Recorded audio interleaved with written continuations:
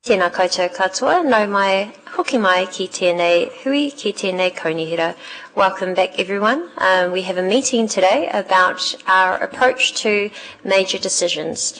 This has come from our Audit and Risk Committee, where we received a fantastic report from Craig, and then we also wish to further pursue that with some more detail on how we assess risk, and in particular our approach to governance and our approach to building up to the Head Start proposal as well. So as you can see, we also have some people joining us online, so I'd like to thank you for joining us. We have our Independent Audit and Risk Chair, Mike. We've also got our Chair of the Rural Community Board, Colin. Hey guys, morning. And also Mary Picker joining us online, and we also welcome the Chair of our Lakes Community Board, Mitch. Thank you very much to you both for joining us. Before we get underway, I'll just open us up with a karakia. Tūtaua mai I runga, tūtaua mai I raro, tūtaua mai I roto, tūtaua mai I waho.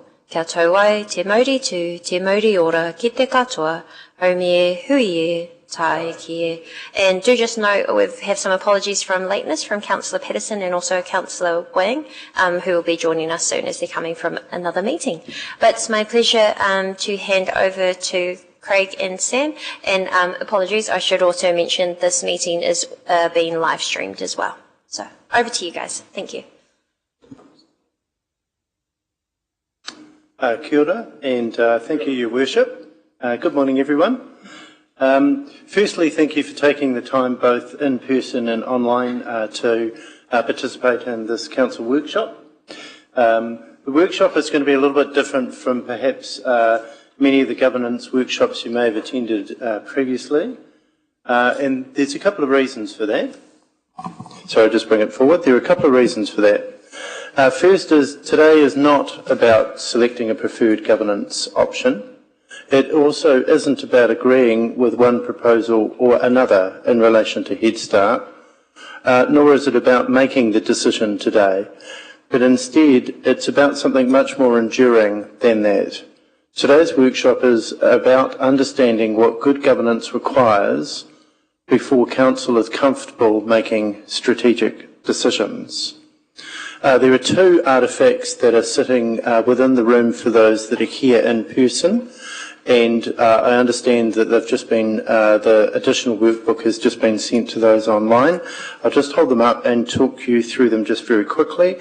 One is a mirror of the presentation so that you're able to follow through, and the other is a workbook to guide you through your governance, appetite and tolerance questions.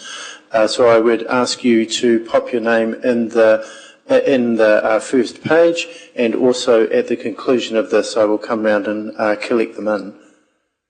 We're going to alternate throughout this morning and this afternoon session between the presentation and the workbook, and this is an open presentation.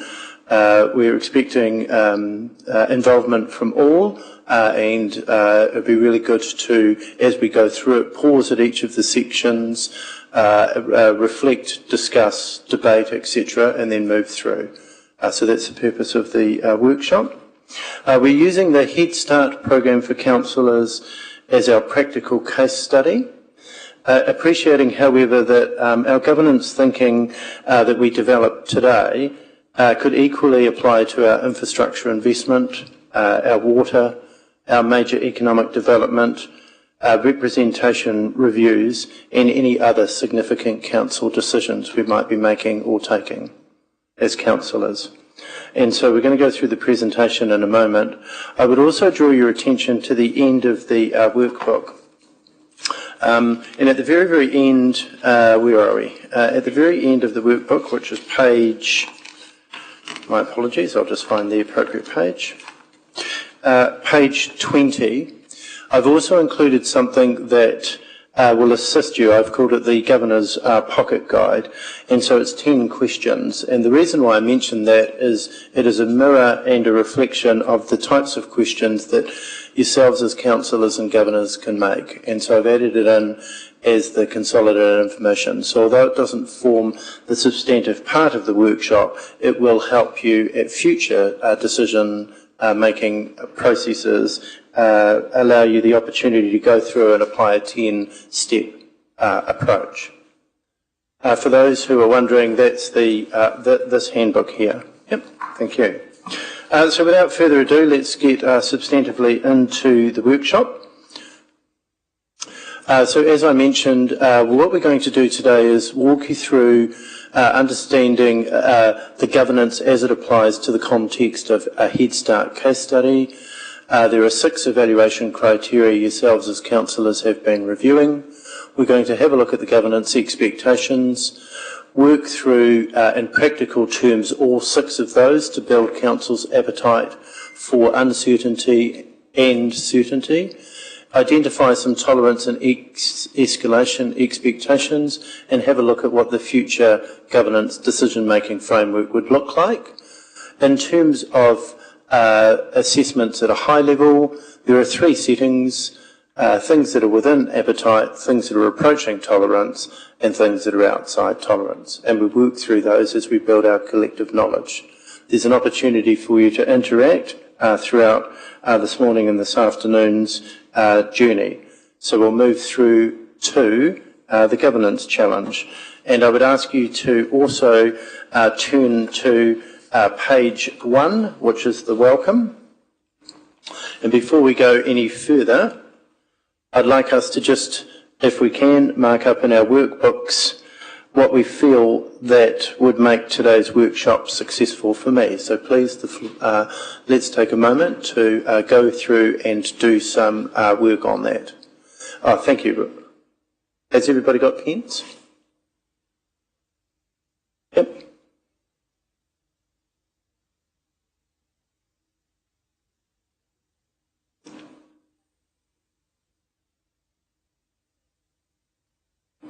So we'll just pause as we're getting ready for that.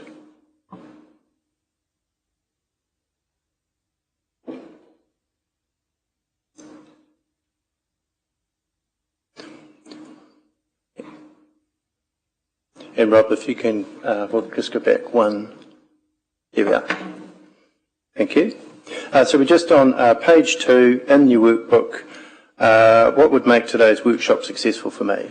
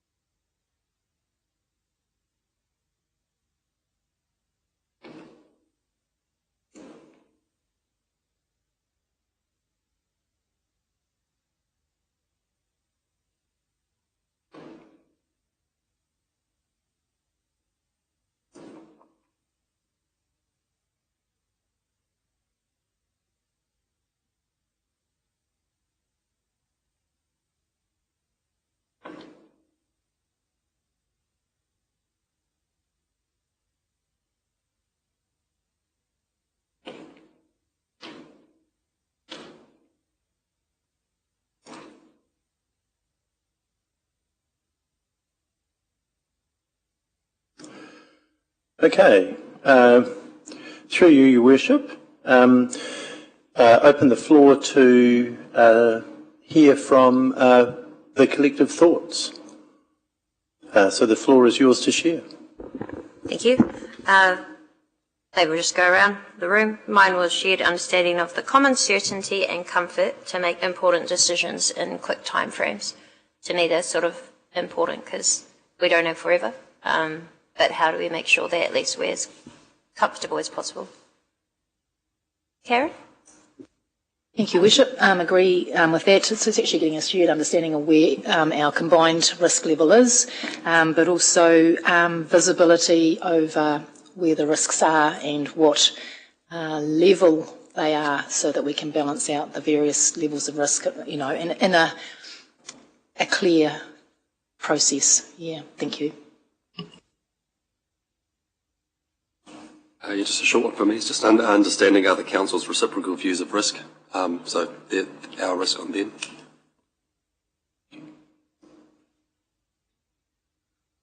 I'd like to see us touch on the principles of public and administrative law as a basic minimum standard for good decision making, and make sure that's understood around the table.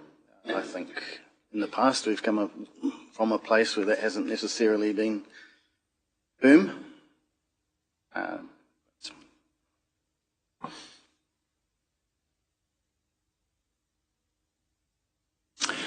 Thank you. My ones would be something along the lines of how we apply this to other decisions, apart from just this decision. So understanding that every decision comes with its own complexities, including the direction that we want to take, and so how we would apply in different circumstances. Thank you.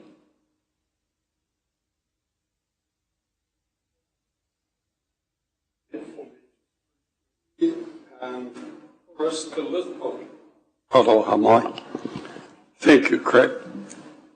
For us to listen and learn, there's so much change from government to us, local government.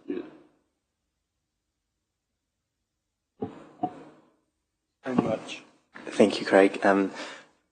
Likewise with the others, just to get that better understanding of the risk tolerance and that appetite, but also wanting to see how that would reflect with our communities of interests, and that, I guess, how they would digest that as well, and what their, I guess it's kind of like Mitch's one, the reciprocal kind of their risk tolerance, but not just with the other TAs, but with, you know, the other communities of interest.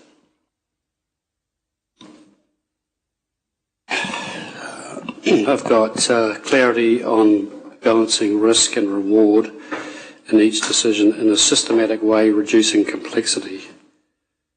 I'm sure we could. Thank you. And we'll just check online as well. So the question, guys, is what would make today's workshop successful for me? Mike, do you have some thoughts? Yeah, can you hear me? Yes. Can you hear me? Yep, we can hear you well. Hang on. Yep, we can hear you, Mike. Go for it. Oh, you can hear me? Yep. You can hear me? Yep. Can you hear us? Yeah, I can hear you, but can you hear me? Yes. Yes. Yeah, we can. Yes. I just need a yes. Look, I'm probably quite different than all of you. For me, this is all about getting an understanding of how the councillors are making decisions and going about making decisions, but it's more about me understanding your level of understanding of things that you do, getting to know how you think, getting to know your level of the information that you have about the council, because all of this stuff helps me with audit and risk to know what kind of questions to ask and to get a feeling of where council is vis-a-vis other councils and your level of understanding of all this stuff. So that for me is quite different than what you're probably trying to get out of it. Technically, I know all the stuff, so but what I don't know is I only meet you 4 times a year. So for me, this is really useful to find out where you're at, basically, and that's the bit I'm looking to see the success for me. I'd really like to see the output that everyone's filling out this form. I'd really like to see a copy of all the forms, because that would be really helpful for me as well. I will pick up a lot during the day, but that's over to you whether you want to give me those forms or not. Thank you very much, Mike. And we'll go to Colin now, and then Councillor Rokawate. Colin, what would make this workshop successful for you? Well, for me, I'm on the opposite. I don't understand a lot of what's going on. So for me, it'll be getting an understanding, wondering what the government's trying to achieve and whether this process is going to achieve it. And risks around are negative outcomes going to outweigh positive outcomes, and is there going to be a risk to our catchments if they get broken up a little bit. That's what I'm looking to get out of it. Thank you very much, Colin. And Councillor Rotorua. Yes, morning everyone. Well, to me, what I'd like to see today, or get out of today, is that we can all listen with a willingness to understand the presentation and what's in front of us, ahead of us in terms of mahi. I'd like to think that we also can show confidence in that we have an opportunity to create a better organisation. So to me that's about believing it before we see it, and then also the opportunity that we have as elected members to work constructively together and so that we can share our collective wisdom and expertise and knowledge. Thank you very much, Councillor Rotorua. Appreciate that. So we'll hand back over to Craig. And we also welcome Councillor Temera Benville, who's arrived. Thank you. Thank you very much. And throughout the day we can circle back as people join for their reflections where required.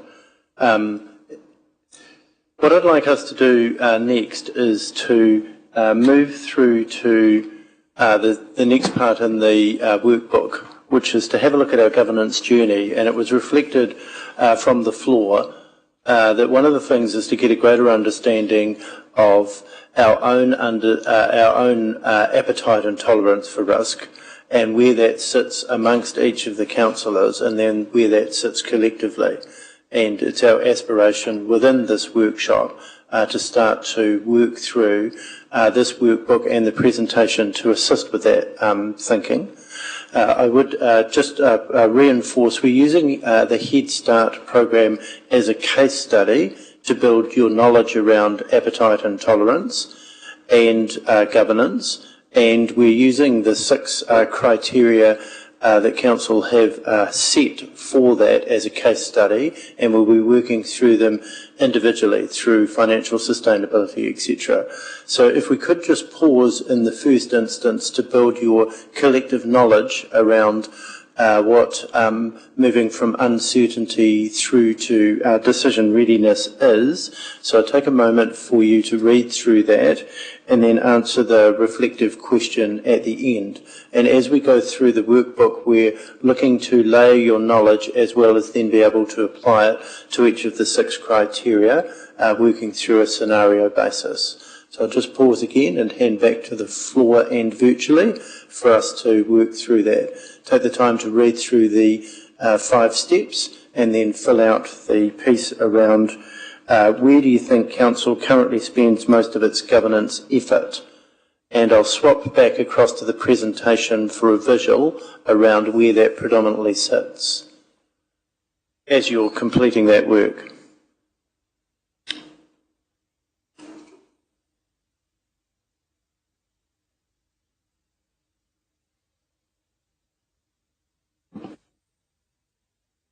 I have a question.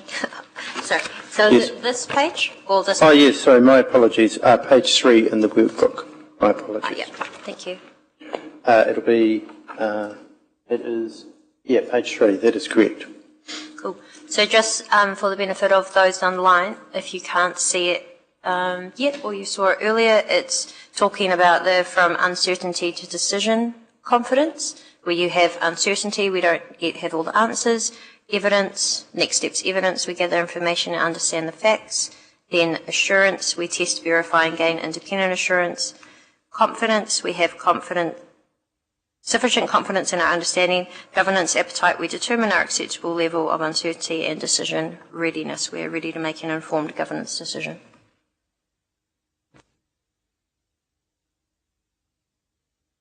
Can I just ask a question through you, Your Worship? Is this with reference to just speaking generally with regards to Council's governance, or is this under current circumstances where we find ourselves right now, or is it just speaking more generally about our governance?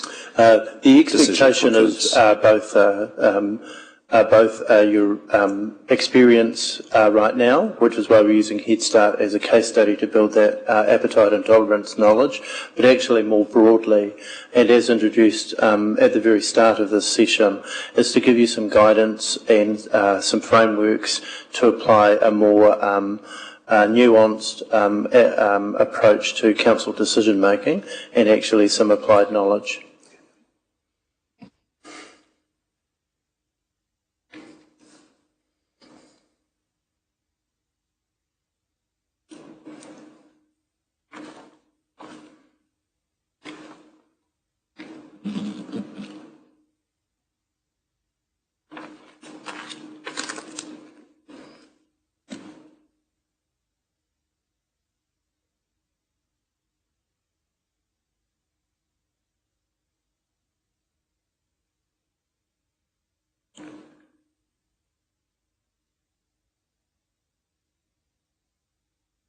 Sorry, a question as well. I'm assuming effort means time as well.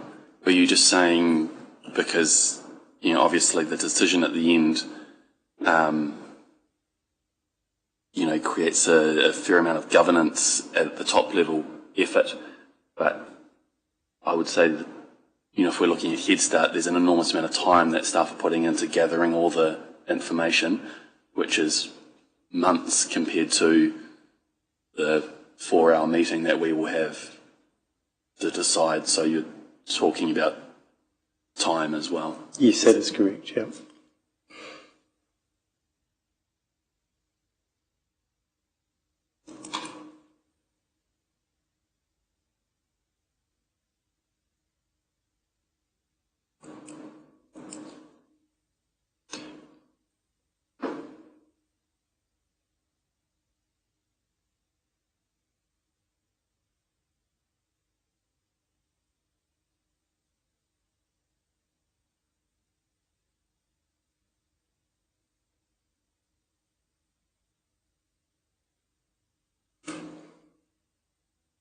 So back to through you, Your Worship.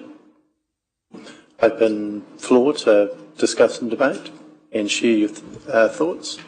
Yeah, I think this one's going to be interesting because we might all be at different stages. My one's more evidence, but then so evidence in terms of the preparation for the meetings. So, you know, we try as much as possible to understand the background, the costs, the risks, what our community think.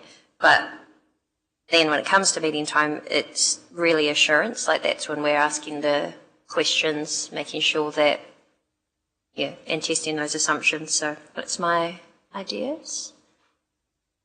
Okay. Thank you. I think moving on from that, I think this the assurance and having confidence comes. We spend a bit of time, many of the elected members, around the tables of working groups and project steering groups and workshops, which actually help to give us more assurance in the information and evidence that's been gathered. And so we do spend a bit of time in that space, I think, which is helpful. There's been probably more of that in recent times, which helps to give us confidence that we do have enough evidence, and if we don't, then we can ask for further information to come back to us before we get to the decision-making table. So I think we are spending a bit more time in that assurance and confidence space, and today is filling a gap probably around our appetite, because I think we haven't spent an awful lot of time on that just yet.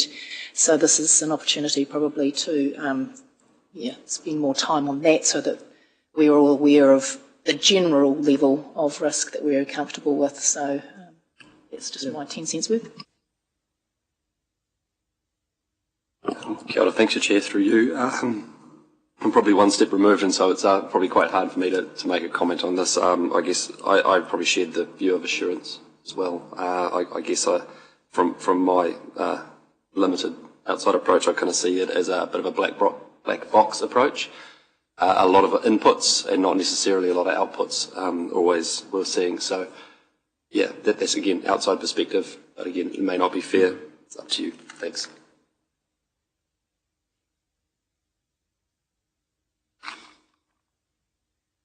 Thank you.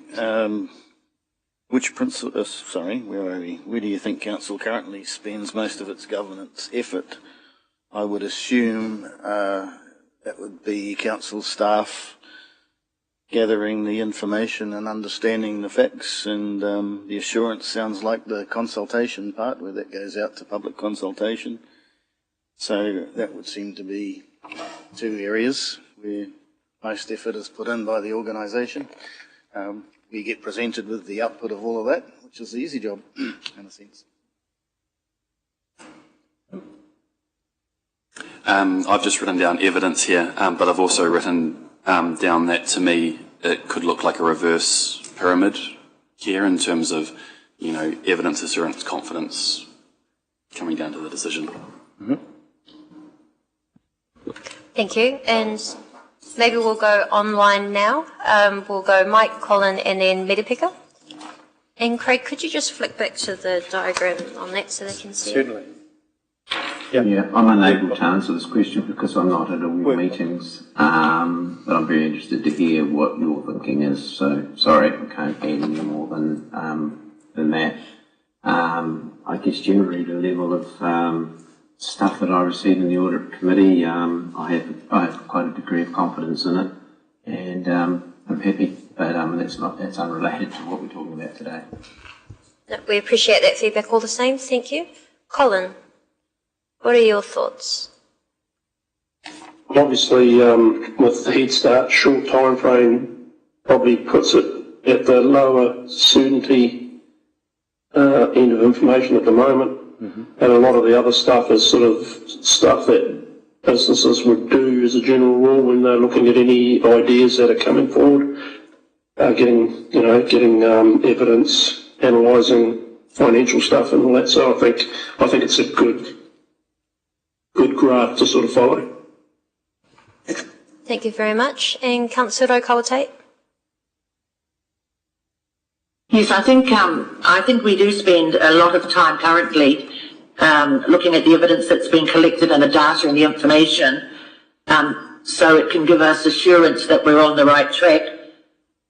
Sometimes I think, though, that we spend so much time wanting assurance that it tempers our thinking. It can narrow our thinking, in fact, and we get a bit stuck in the headlights. So, but that's where I think we do spend. It's the assurance that we seem to feel is absolutely necessary. Nothing can go wrong, so we're on the right track, blah, blah.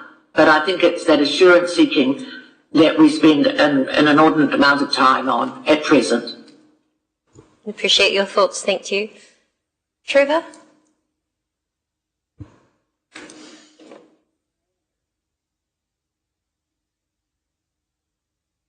I'm still working on mine because I just wanted to keep some of the words there. Unfortunately for me, because of the councillor's lack of history, knowledge and evidence of tikanga Māori and Te Arawa is so disrespectful or appreciative, and we waste a lot of time. Arohamai that I focus on one area at the moment, but because of the waste of time, it's kind of big for me. Kia ora. Thank you. We have had raised already about the uncertainty. We don't have all the answers yet, but whether or not that information is there within our timeframes. But we'll go Fisher now. Thank you, Your Worship. Thank you, Craig. I would say, yeah, like the previous speakers, the evidence and the research gathering to help understand the facts and stuff. I think occasionally we do have, I think the nature of the work in the decision making, that governance appetite sometimes I guess is fast tracked through, and that's just sometimes, things do come up.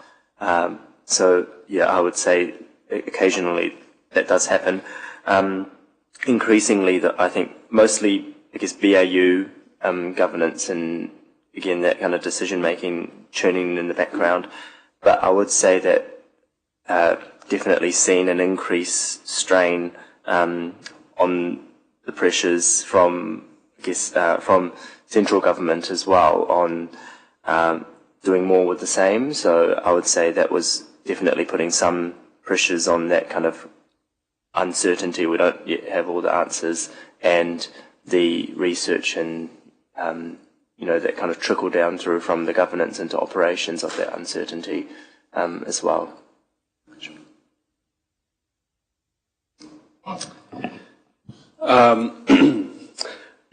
I suppose when posed this question, there are a couple of things on my mind. I suppose under the current circumstances and climate, I'd probably say we operate more in uncertainty and evidence, primarily due to a lot of the work that we're doing now is actually not of our own doing or of our own leadership. We're operating somebody else's playpen and trying to make the best of the situation. And so our team, I think why I say uncertainty and evidence in our current circumstances is the team is trying to do the best that they can, gathering all of the information and gathering exemplars from other regions, but everyone is struggling in this space of uncertainty, which is something that has come up in council meetings far too often.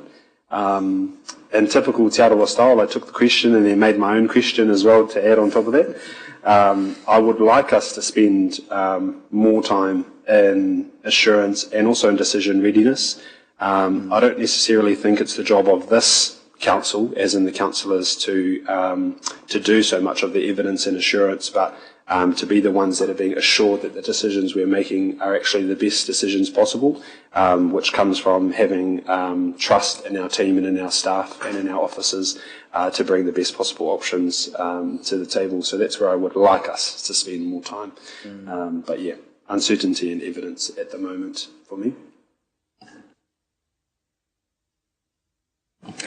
Thank you, Madam Chair, and apologies for my tardiness. The word currently stands out for me in this question. We seem to be spending far too much time following what the government is doing. We are committing enormous amounts of resources to local water done well.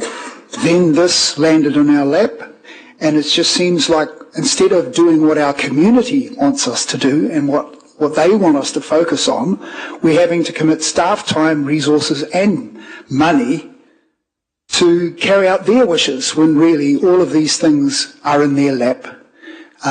We should be able to contribute to them, but we shouldn't be the ones leading this. This is their decision.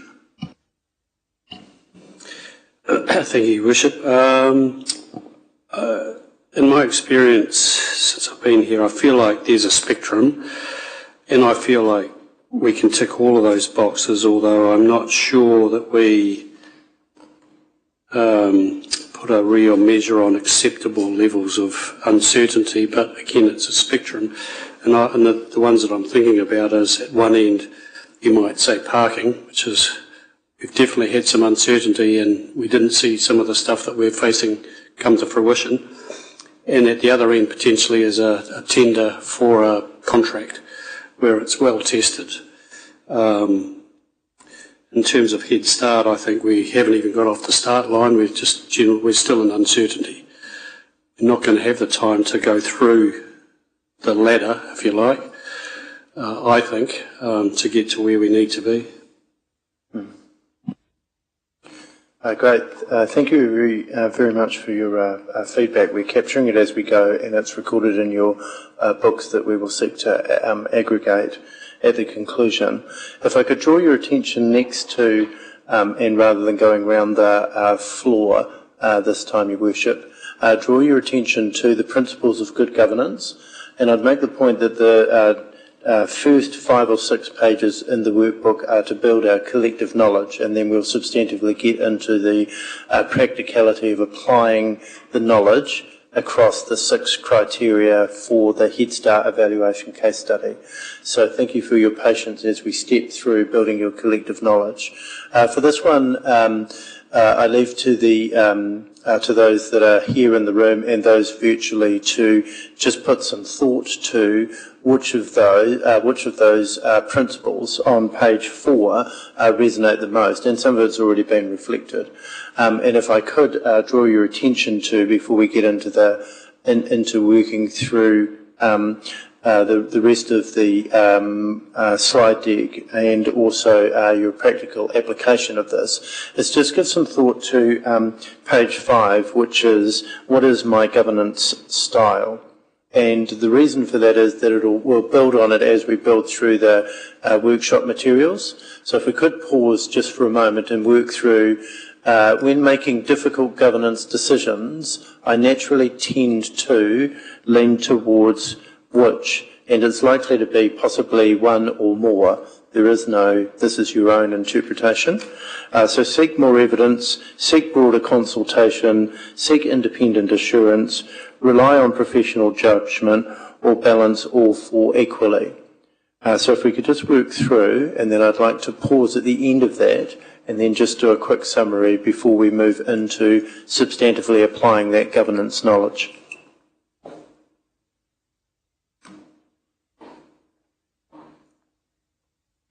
So those who are online, we're on page 5.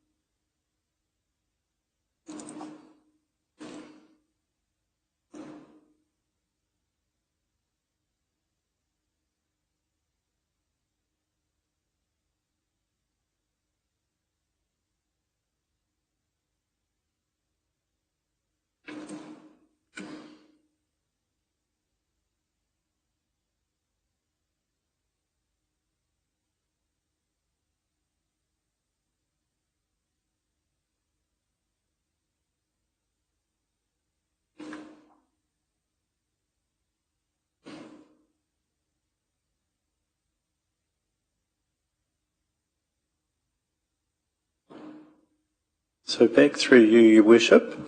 Open the floor, maybe just one or two, rather than perhaps around the room, just one or two who wish to sort of talk us through my governance style.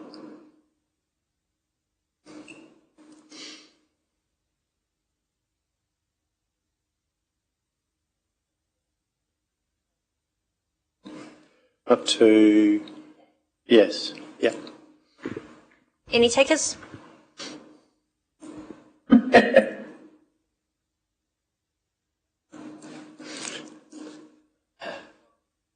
I'll go because I'm trying to overcome my shyness. Thank you, Councillor Lee. The floor is yours. I would tend, when making a difficult governance decision, I would naturally tend to seek broader consultation and seek independent insurance. I certainly wouldn't be relying upon professional judgment. Thank you for your comments. Anyone else like to build on that? Oh, maybe I'll go on this one because it was balance all four equally, but then if I really had to pick one, it would be rely on professional judgment because I know that I'm not an expert at everything. I've got great experience in council, but if I need a lawyer or an accountant or an engineer to tell me all the stuff I don't know before I make a decision, then I'd probably go to that first. I'll have a go. I think seek more evidence, independent assurance and professional judgment would be for the majority, but then I would die in a ditch when the community needs to be involved, and a broader consultation would be appropriate, a must have. If you want bigger strengths. Yes, please go ahead, Councillor Brown, if you wish to share that. So I think I see potential solutions, and then working them through with my colleagues and staff would be how I approach things. And I think the challenge is dealing with uncertainty and complex decisions, recognising no matter what we do, someone or a segment will be very unhappy. So you can't get it all right all the time. Thank you for those words. Anyone else wish to share? Councillor? Yep. Councillor Wang, I think the floor is yours. Thank you, Your Worship. Thank you.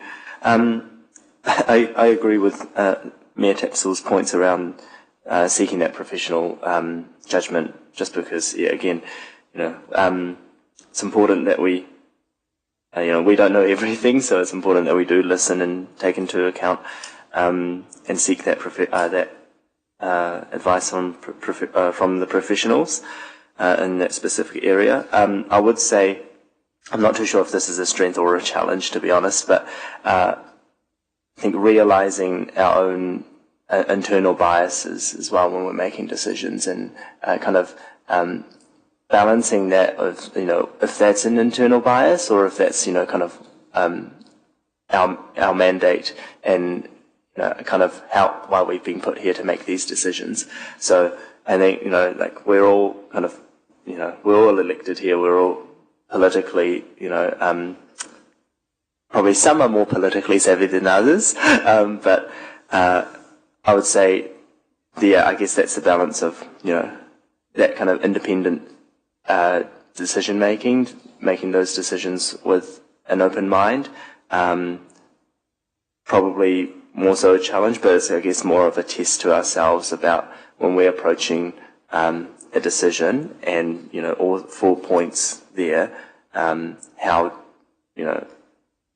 the way that we approach it and how we digest that information. Yeah, thank you. Thank you. I feel there's sorry. Was there other views? Please go ahead. I wasn't going to say anything, but since you have, in terms of my governance style, I've ticked balance or for equally, but I've written next to that it depends very much on the decision that we're making. In terms of my biggest governance challenge, I've crossed out the my, and I've just sort of, in terms of what I think the council's biggest governance challenge is, and I've just written that decisions don't exist in a good governance vacuum. As Councillor Wang just said, this is politics. We all come with different opinions, politics, aims and backgrounds to the table. And that's not in a good governance vacuum. Great, thank you very much. Back to me, it would appear. And that's very nice. Thank you, Councillor Sanford. It's a very nice segue into the next piece. And you mentioned earlier in the conversation around inverting this triangle. This is bottom up, top down, and it's on page 6 in the workbook. It talks about moving us governance appetite at the top, tolerance in the middle, and governance confidence at the bottom, and the information asymmetry that exists in the spectrum of decisions that councillors are needing to take, both in terms of their significance, and I think Councillor Brown mentioned some things around the difference between perhaps parking and consenting, or contracts, etc., and also the speed and volume by which those decisions need to be taken, and also the influence of the things that are within our control and the things that are outside of our control, as reflected by Councillor Patterson's earlier comment about central government. And so this is here to use within the workbook, not just as a frame for today's workshop session, but for future sessions that you're making around the council table where you're dealing with a broad range of colliding perspectives, a broad range of views, and a need to make an informed decision with a limited set of information. And so I thank you for your attention to these because it helps us build the framework and fabric for the substantive part of the workshop, which is to work through each of the 6 criteria within the Head Start program in a case study format that follows a very similar approach. So, Rob, if you could take us back to the presentation, thank you.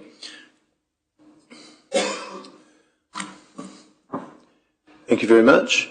So just for confirmation, the 6 criterion which we'll be applying in a case study way to build our knowledge around governance, appetite and tolerance, financial sustainability, communities of interests, iwi views and interests, economic alignment, representation and government priorities and delivery. Deliverability, my apologies. So that's the frame of reference. And just to reinforce, in terms of today's session, the workshop is not about selecting a Head Start option. It's not about eliminating uncertainty within a selection. It's not about achieving a unanimous agreement around those selections or about making a final decision. But it is about building your collective knowledge about how you might go about applying frameworks and principles and practices to understanding uncertainty, getting a collective view of Council's appetite for uncertainty, where you sit on the spectrum, and we'll work through that using the case study, agreeing some escalation expectations and building a consistent governance framework. So that's the purpose of today. I have Sam alongside me to assist, as well as the other domain SMEs for the Head Start program as we work through each of those criteria to assist with answering questions and providing the basis and framework around each of those criteria, given that I don't have that collective knowledge. For each of those individually, we have domain SMEs that have been contributing to the Head Start work. So if we move to the next slide, we're going to start the process looking at financial sustainability. And I'll just walk you through, and my apologies, I see there's a clerical or editorial error there. There's actually 5 steps, not 4, so we've duplicated. But we're going to work through what does this criteria mean, apply a governance scenario so that we can practice appetite and tolerance, have a look at the evaluation status of where the information currently resides, have a look at our decision gauge, and then do emerging governance expectations. The workbook is provided to step you through those 6 criteria and allow you to capture, and they work from pages 7 onwards, so that we're able to go through the slides and then also capture the substantive information for you all within the workbook on page 7, 8, etc. as we work through those. We shall start with the financial Head Start, financial sustainability Head Start, and I have Sam to my left, and also we have David, our CFO, here in attendance. Should either of them wish to step us through just the framing of that. And I shall go to the first slide.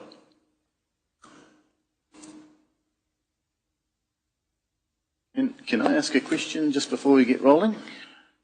Certainly, Councillor Lee, go ahead. It seems to me that we're missing an important what are these 6 things that we're looking at here, starting with financial sustainability? They're the criteria. They're the criteria that Council adopted. Yes, it is. And what seems to be missing to me is the lawfulness or the legality of the options. And I raise that because the legal advice that we have been given suggests that the whole Head Start program has been derailed.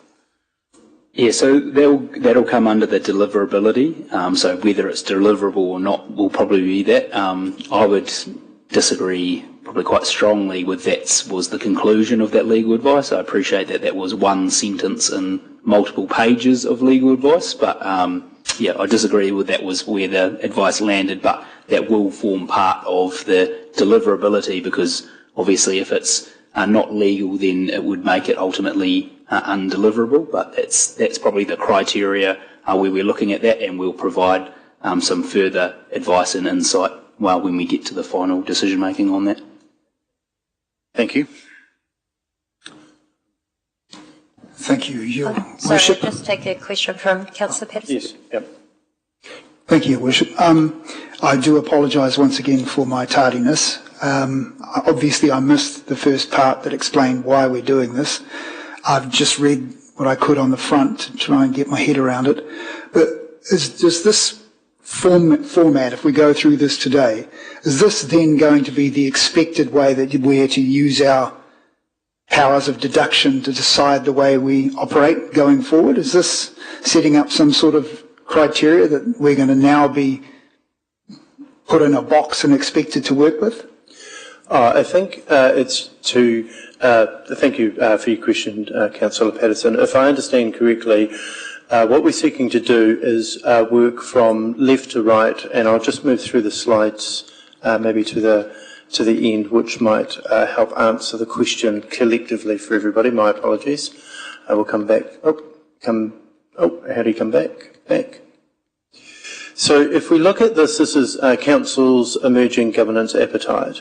And if we look at the left-hand side, we're looking at lower appetite for uncertainty through to higher appetite for uncertainty across the 6 criterion, which have been already tabled at Council. The diagram in front of you is illustrative only. It's not where Council's currently sitting. It's used as a framework.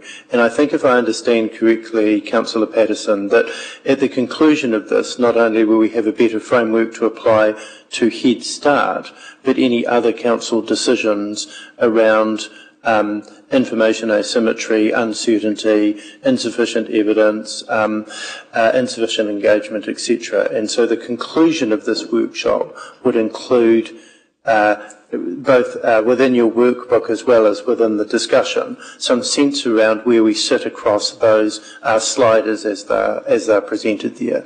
So I think that might go some way to answering your question and collectively answer the question for the outcome of the workshop.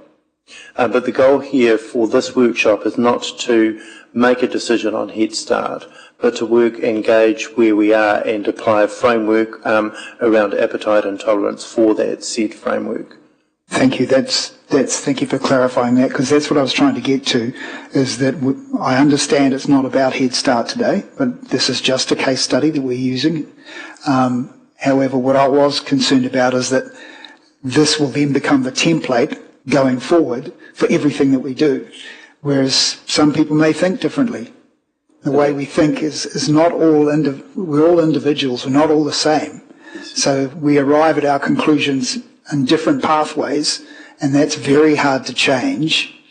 While I agree with the concept of this, I'm concerned that if we may be constraining ourselves into one type of approach to a problem.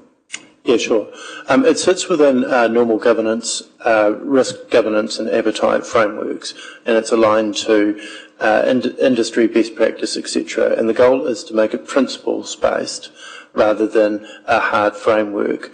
But it does give you a lens by which you can start to assess what you might need within that. And part of that was our earlier conversation, Councillor Patterson, around, the types of governance. Some was evidence-based, some of it was seeking professional judgment, etc. So it gives you the frame by which you can apply a broader set of tools in the toolkit to ultimately determine where we sit in terms of our individual appetite as well as our collective council appetite. Thank you. Thank you. So I'll just, sorry, I apologise. I'll just whip back to finances. financial sustainability. Right, back to financial sustainability. So perhaps open the floor to Sam and our CFO.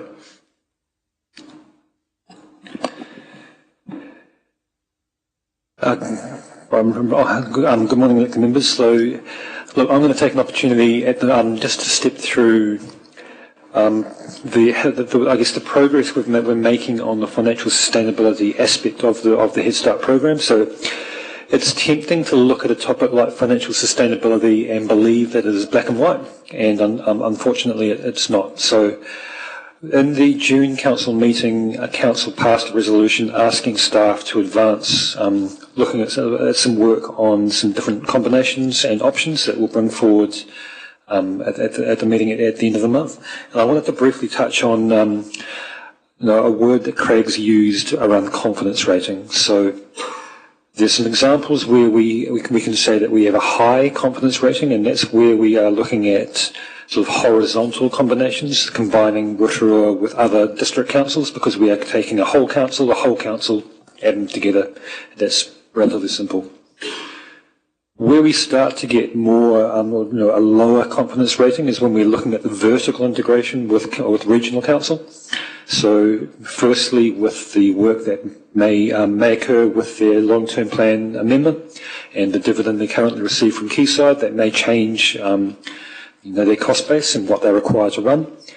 Secondly, we do not have, and we will not have by the end of the month, detailed analysis on what it costs to run the regional council within the Rotorua boundary, and whether or not that would be paid for by the number of ratepayers in Rotorua who would pay that. So the concept of whether or not the costs of running regional council functions are currently being cross-subsidised from other regions, we won't have that information by the end of the month.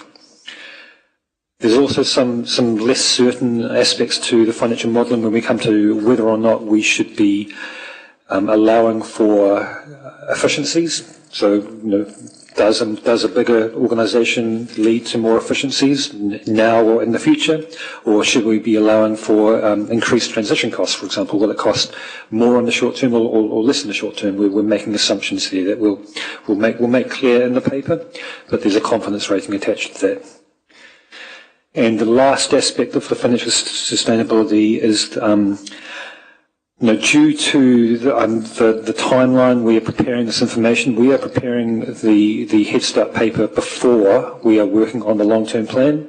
And so we have great information up to a point in time, but we do not have the next 10 years. The example I'll use is that any council looking at us as a potential partner will be looking very hard at our long-term plan and whether or not local would have done well. We advance into a CCO because our balance sheet looks very different depending whether or not we join a CCO or not. So we are advancing work on the financial sustainability option along in line with the resolution that was passed in the June Council meeting.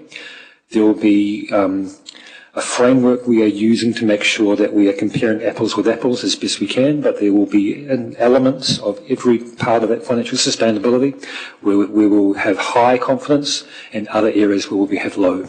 And we'll do our best to step you through that in the paper at the end of the month.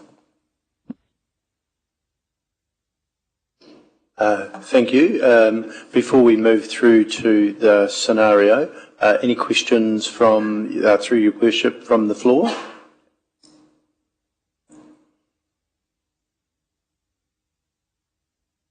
Okay, we shall proceed. We've established within your slide deck governance scenario. So the governance scenario, as read, management has completed an initial assessment of the financial implications associated with the potential Head Start governance arrangements. Appreciating this is illustrative to assist us with determining our appetite and tolerance. The analysis currently includes financial health indicators, debt and affordability modelling, revenue and expenditure analysis, infrastructure liabilities, major asset considerations and long-term financial sustainability. and further financial modelling, sensitivity analysis and independent review are continuing to improve confidence before any future recommendation is presented to Council. Illustrative scenario.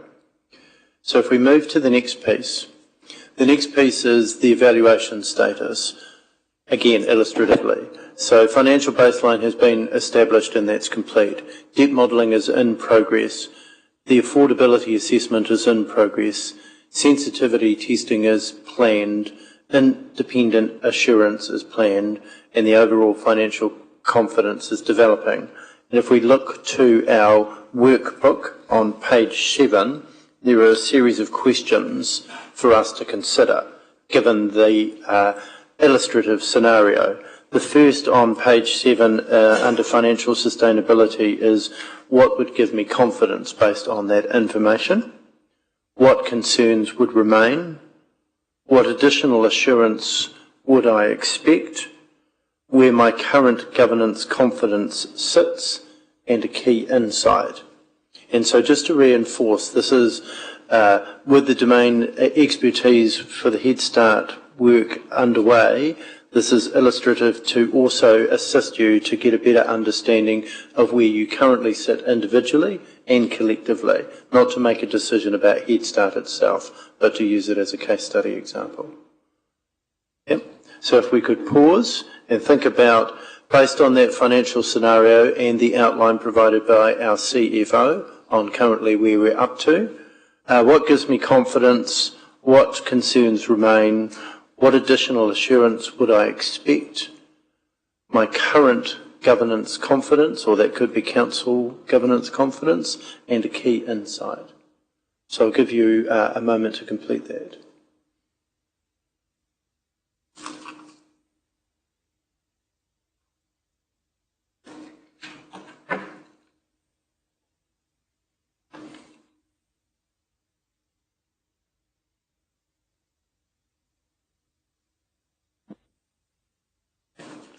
Craig, do you mind if I ask a question while everyone's working on this? Certainly, please go ahead, Councillor Stanford.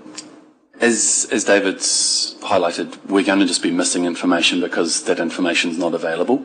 Yes. And so when it comes to the question, what additional assurance, that would be amazing if we had that, but we're just not going to have that. Indeed. And so I guess the dilemma when I'm looking at these questions is because we're trying to define what good decision making is, and these questions obviously would lead us to good decision making, but we don't have the inputs because there's a need to make a decision based on an external timeline that we don't control. Indeed. So I guess my dilemma is then how do we make the best decisions within that time frame, even though we know the information that we actually want is not going to be, like I have confidence that David's going to provide us with everything that he can possibly provide us with and probably more, but we're still going to be missing like key information from the regional council, which, you know, if you were making a good informed decision, you would have.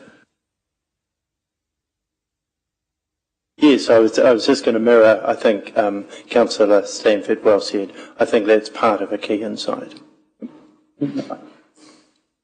And these will ultimately help us inform the types of things that we bring through in that final council paper. So, while we don't have all the information we want, we also have much more information than we'll be able to present in the paper.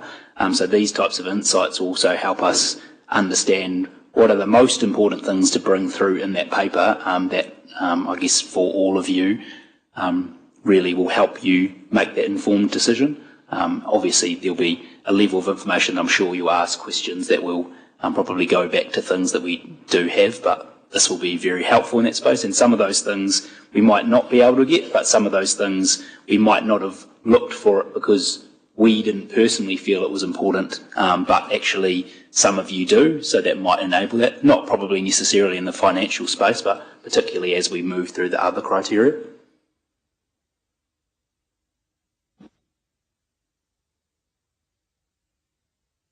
Well, if you'd like my key insight, I would rephrase your governance question. Can Council make confident governance decisions when the financial implications and sustainability are not understood. And given that we will not have all of the information available to us that we would if we followed a Part 3 reorganisation, I would say it's going to be very difficult to have the confidence to make a governance decision in that direction, and that goes to the heart of what's wrong with the Head Start program. So perhaps I could reword that into something else. We've got a decision on the 29th, which is the pressure, but we've also heard from ministers who have said they will create bespoke legislation, but they want us to say whether or not we want to go on a Head Start, but then indicated that things such as more detailed financial analysis and proper community consultation, which is also important, can occur after September when they make their decision. So if we reflect back on the time frame, maybe that will answer that question. Well, I could answer that from my point of view if you wished, but it wouldn't answer my question because the government are asking us to hop onto a conveyor belt that we may not be able to get off. And that's a pretty significant decision, and we're being asked to go onto this conveyor belt without the usual information that would be available to us if we were making that decision. That wouldn't satisfy me at all. Yeah, perfect. And I think that probably to me suggests that you'll be ticking the low current governance confidence box, so that's probably where that sits. Yeah. Yes. The floor is open for any, through you, Worship, for any insights on financial sustainability. Those online as well. Yeah, and those online, just give me a wave if you want to say anything. Just a question, actually, around the local waters done well question. Will we have some high-level comparison information around the difference or the impacts on our balance sheet with respect to the two options that we're looking at, or will that not be available by the time we make the decision? Through the Chair, we will be able to provide information. One of the concerns that remain for me, and then the additional assurance, is based on what David's mentioned about the difficulty of getting information in time from Baiopini Regional Council. I mean, to me, that was also my key insight, Baiopini Regional Council, and I won't repeat the word that I wrote down, but you know, that's a little frustrating that that information hasn't been shared readily with us, because it just provides significant uncertainty, and that could very well change whether we go a Bay of Plenty wide or just ourselves in Rotorua. So the additional assurance I would expect would be understanding district areas, the revenue generated in there, and then just the final thing I wanted to mention as well is also understanding areas that may fall into other regions or may be at risk of going to another district. So if we think of Rotorua as an example, Waikato Valley, if that's currently in the Waikato region, what happens if that portion of the community, I mean, I would like to think they'll get an opportunity to choose which way to go. I think it's like a Brexit for them. But if we haven't anticipated that, what does that do to our financial model? I don't know. Yeah, so it's those sorts of additional assurances I'd want. Councillor Patterson? Thank you, Worship. I'd also, one of the things that I'm not sure, maybe it was under one of the headings, was the relative value of the economies of each of these potential TA partners. You know, not just what council controls, but the economy of their regions. It would stand to reason that we're aligning ourselves with somebody who's got a great future rather than someone who could potentially be a millstone. Yeah, and that aspect of it's probably covered in criteria for the economic alignment is where we are looking at those types of things.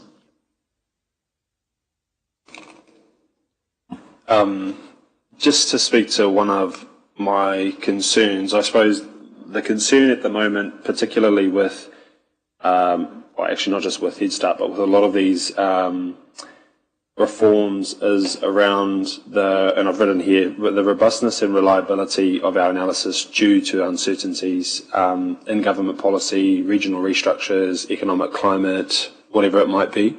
And I don't say that out of the quality of the information that we're getting, out of the information that we're getting is relevant for the time that it's given in, but the impacts of understanding what a change of government might do, or all of those things are completely unknown to us. And so that is probably my largest concern, because the likelihood of this getting, if not fully, partially scrapped in some way or form with the change of government is very, in my opinion, quite high. And so, yeah, that's probably one of my greatest concerns, is that really I don't know whether or not, or how robust we can actually be with all of those things that are quickly approaching on the horizon. And I think we saw with some of the geopolitical things that happen around the world, how quickly it throws all of our analysis out the door. Trump might take on Canada tomorrow or something like that. You never know what's going on. So just all of those sorts of things just breed a lot of concern for me, and how we're able to navigate and address those and position ourselves in the best way possible to respond to whatever may eventuate. So it's probably one of my largest concerns. Mitch? Thank you, Chair.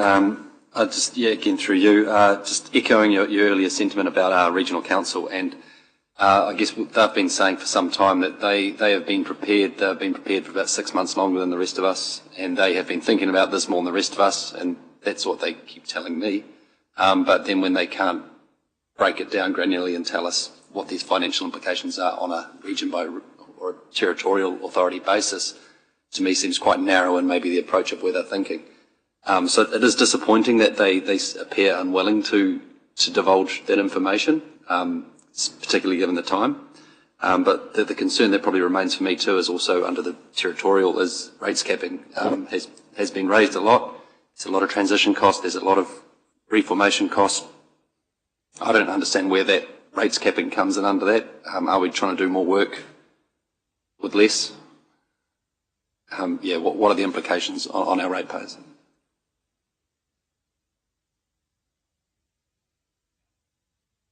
Thank you, Worship. I think right off the bat, I'm score low governance confidence, and I think goes back to my earlier statement that I don't think we're even on the ladder yet. But one of the things that concerns me is lack of understanding of the liabilities that aren't on balance sheets. Will we ever really understand from our perspective what the cost of wallabies infestation or the potential for gold clams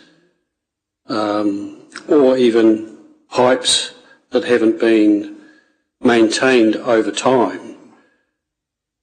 I don't know, maybe I'm wrong, but I don't know that liability will appear on a balance sheet. So will we ever really understand what we're getting into? And then the amount of uncertainty that comes with that makes me very uncomfortable.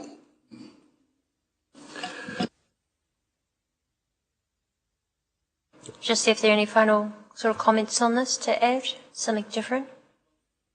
Councillor Maxwell? I'm looking around and I think I'm the only one who hasn't spoken on this, so I better. But, gosh, haven't done some of these hard things like this since I left school. But maths wasn't my best subject at school, so can I give my book over here to David to fill out for me? But what I do want to say is what I've heard from everyone, we are concerned. We just don't know. All I know is I have faith in David.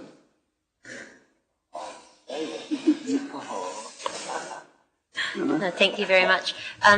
We will take a lunch break at 12:30, so we have about 10 more minutes. Did you want to wrap up this discussion or start on the communities of interest? I feel there would be some merit just before we break for, through you, Worship, before we break for lunch for the domain expert for communities of interest to give us the outline. That way we can think about it over the lunch break and then come and apply the same level of thinking to it. So I'll just work through and bring you to that slide, and then that'll naturally bring us to a lunchtime break, and then that'll give us an opportunity to think about it and then come back and apply the same kind of structure. So I shall take you to that slide, and to my left is Sam, and also I think we've got Greg from Governance and Democracy to speak to this, to give you the context. Thank you. So I'll start this off, and Greg can add anything that he would like to. So in the community of interest space, where this one's really focused on any potential partners or configurations similar or dissimilar, or have things that add to ours. This is separate from the economic specifically, but covers it. Also covers a level in the cultural space. So we've been looking a lot at what the shared labour markets are. For example, is forestry or farming or tourism or those types of things, how those compare to different potential partners. Been looking around environmental management, around catchments and those types of things, obviously noting that currently almost no catchments are contained in one area, and probably that's going to remain in the future unless you've got a council that covers pretty much half of the North Island. We've been looking at transport as well in terms of transport corridors, so that's where people travel, but also, where do the things that we make and export travel to and from, or import as well. In the cultural space, which will probably be covered in iwi views as well, but that's looking at iwi boundaries, historical boundaries, cultural, probably broader than just Māori is like, sporting, where, the steamers, up the steamers, but, is that one thing that's covered, or are there other things, the Chiefs region, or I'm just using rugby references, but there'll be, other sporting things, or, dance boundaries, there's probably those, and those types of things we'll get to. It shows my lack of culture outside of sport, and those community networks, I think, are really important. And the demography is probably a key one as well, so looking at we're really unique in the Rotorua region in terms of our proportion of Māori, but what does that look like in some of the other partnering areas, and particularly the age demographics as well. So, if we're looking out to the west particularly, are a much older population than the rest of the Bay of Plenty. So those are the areas that we're looking at. And probably a quick note, I'd really like to thank all the councillors for the respectful way that you've been asking questions. I know that you're always at pains to note that lots of the things that we don't know about. Did you want one? Sorry, Meripeka, can you just mute? I know that you've been at pains to note that lots of the things that we can't present you are things that we will never know about, and that it's the government. And so I think you shouldn't for a second think that we think that that's a criticism of us. We also are presenting what we have, but really appreciate that. That you're always probably caging your comments with those comments. So yeah, that's where we're sitting on the communities of interest. We've been working quite closely with our potential partner councils, just to make sure that we use consistent information. So whether that's the same demographic data and those types of things. But is there anything that you wanted to add, Greg? Thank you, Sam, and good afternoon, councillors. Not too much more to add to what Sam said, other than our analysis is rooted largely in Stats NZ data from the 2023 census, which has been forecasted to 2025. And for some information forecasted to 2025, but for others still sits in the 2023 range. And so that could be demographics, it could be movements, I'm trying to think, education, commuting, all that kind of stuff that was picked up through the 2023 census. And so that is forming the basis of our analysis so far. Question from Councillor Patterson. Thank you, Your Worship, and through you. Just looking up on the screen there under functional, would the police boundaries, given our importance of community safety, be reflected in that column? Yes, and lots of those other areas. There's also a bill before Parliament at the moment which is suggesting that within 5 years, and I guess it probably looks like it has an eye on this, that whatever the new boundaries of the territorial authority it's currently drafted as, but it'll be the unitary authority, will then become the boundaries of all those government departments and functions. So in my understanding of reading the bill and having talked to those that were involved in presenting it is that the police boundaries and the health boundaries and the MSD boundaries and all of those would reflect whatever we ended up becoming in the future. So while right now that's probably important, in the future that might not necessarily be so. But again, it's reliant on, this is just a thing that the government's put out as opposed to is current law. So that was a very lawyer answer of, we'll have the information, but it will depend, because probably what we do, if it's the current government, looks like it will be reflected on the way that they outline themselves moving forward too.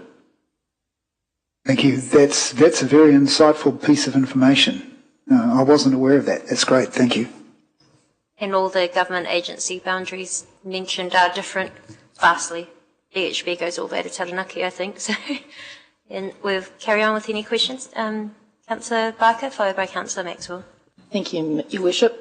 Just communities of interest, sort of how people live, work and connect and identify with place. So I'm just wondering in the demographical section whether we're looking at the proportion of urban versus rural in a district, and levels of isolation and access to services. Those kinds of things will vary greatly across various districts.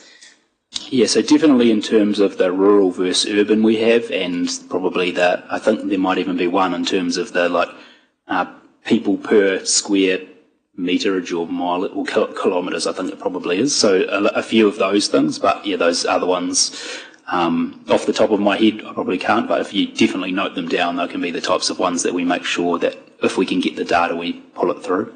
Thank you. Councillor Maxwell?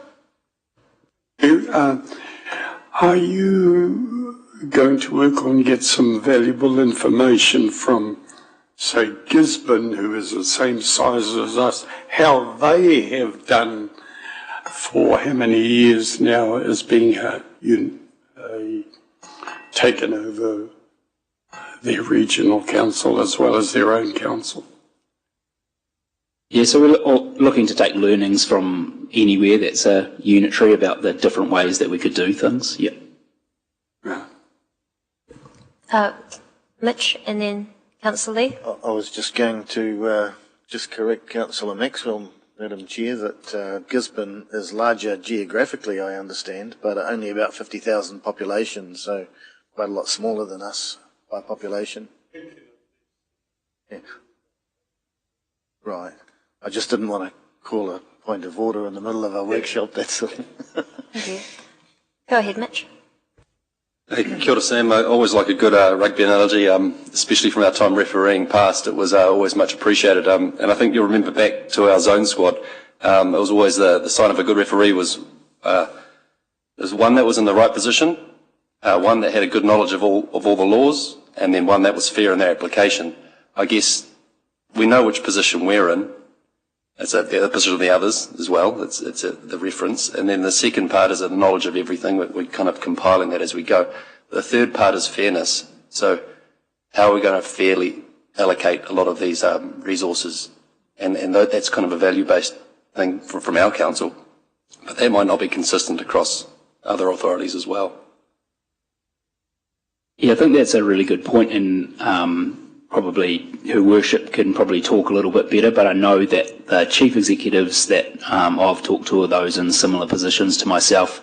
That is one of their big concerns, particularly in the potential configurations. I know that, and it came across very clearly when I watched the meeting of Topol, was that, they're the big fish in their area at the moment, so they're obviously concerned about ensuring that those near them, if they don't go with them, what that looks like, and probably in the criterion around the government criteria too, they'll obviously, when they're making these cabinet decisions, they'll have an eye to making sure that people don't get left behind, because the idea of this is that local people are able to make better decisions than they currently make, but also that we don't just get this group of the haves and the have-nots, and you don't have smaller communities that are left out of these, because ultimately they need these services and those types of things. So that's definitely a consideration that is being taken into account, and I imagine will be reflected on the way that this council makes a decision, but also those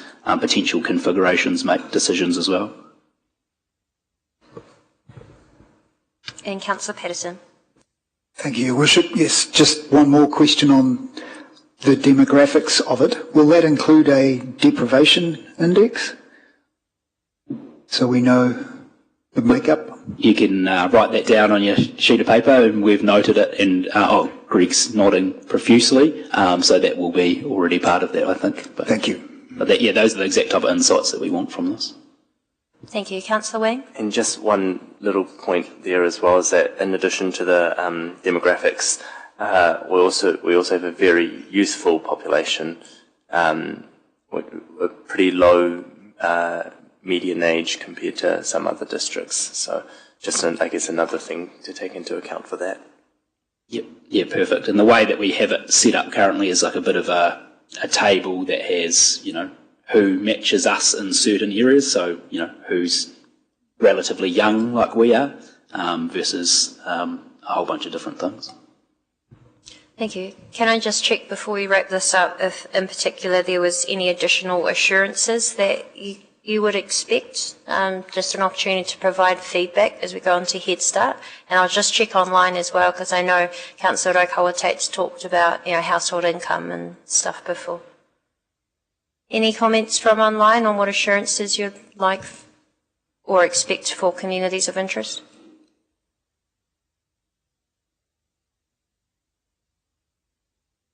The only thing I would say, Yep, we can hear you. The other thing I would say is that we have identified the community of interest and taken hopefully the considerations into account. And I guess it's about how we communicate with them, really, in the future, because we want to make good decisions, but it's also about them understanding that their voices will be heard through any new arrangement. And I guess that's probably would be at the heart of their concerns that I've heard is, will anybody listen to us? So I think this is a really, I've thought about the assumptions that we're making in terms of sustainability, and it's good that we're actually moving ahead, even though we're not waiting for everything to fall in place. We're making some assumptions, and based on what we currently know. But just listening to this last one here, I think that's going to be a biggie. Thank you, Councillor Rotorua. There doesn't appear to be any other comments online, so what we'll do is we'll wrap up this part of it. When we return, we will cover off the other remaining criteria, which is iwi views and interests, economic alignment, representation, government priorities and delivery, and then we'll look at the 6 criteria in its whole before confirming what our governance appetite is. So thank you very much. Just checking, because we're just doing our own thing for lunch. Do you need 45 minutes? Half an hour? Half an hour? Yep, okay. Why don't we come back at 1:05? Okay. So we'll reconvene at 1:05. For those online, we'll see you back then.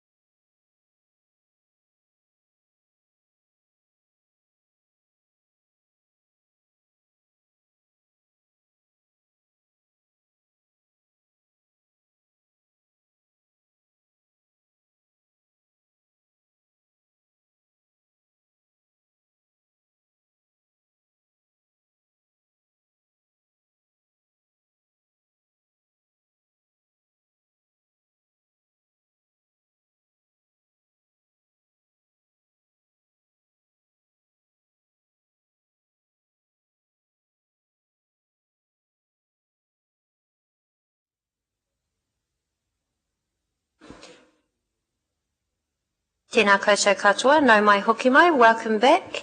We'll get back underway. We do still have two of our councillors who are hopefully joining us soon, but we'll hand back over to Sam and to Craig to cover through the rest of the criteria. Kia ora, thank you, Your Worship.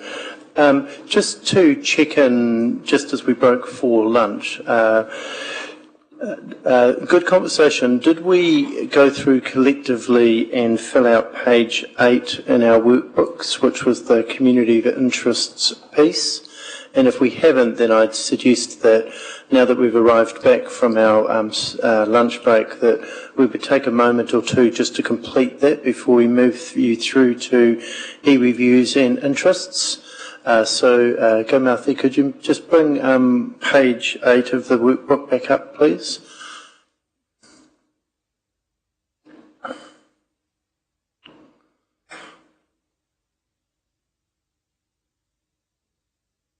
Thank you. I can go back. So here we are, communities of interest. So if we could just take a moment to work through that collectively, individually and collectively, and then we shall then move through the rest of them, which is e-reviews and interests, etc. So we'll just pause for a moment, and this is your chance to, post-lunch, just capture that. Thank you.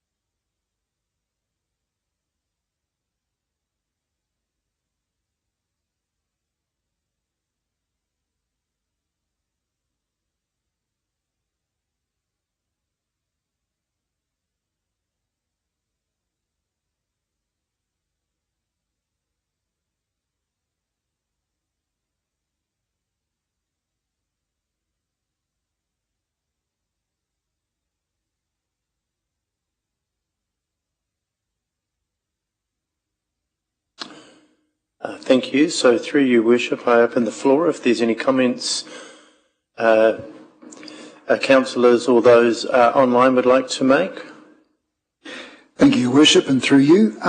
Just, I guess you could say, for my key insight would be what commonalities do we share? Are the things that are important to our community important to other communities?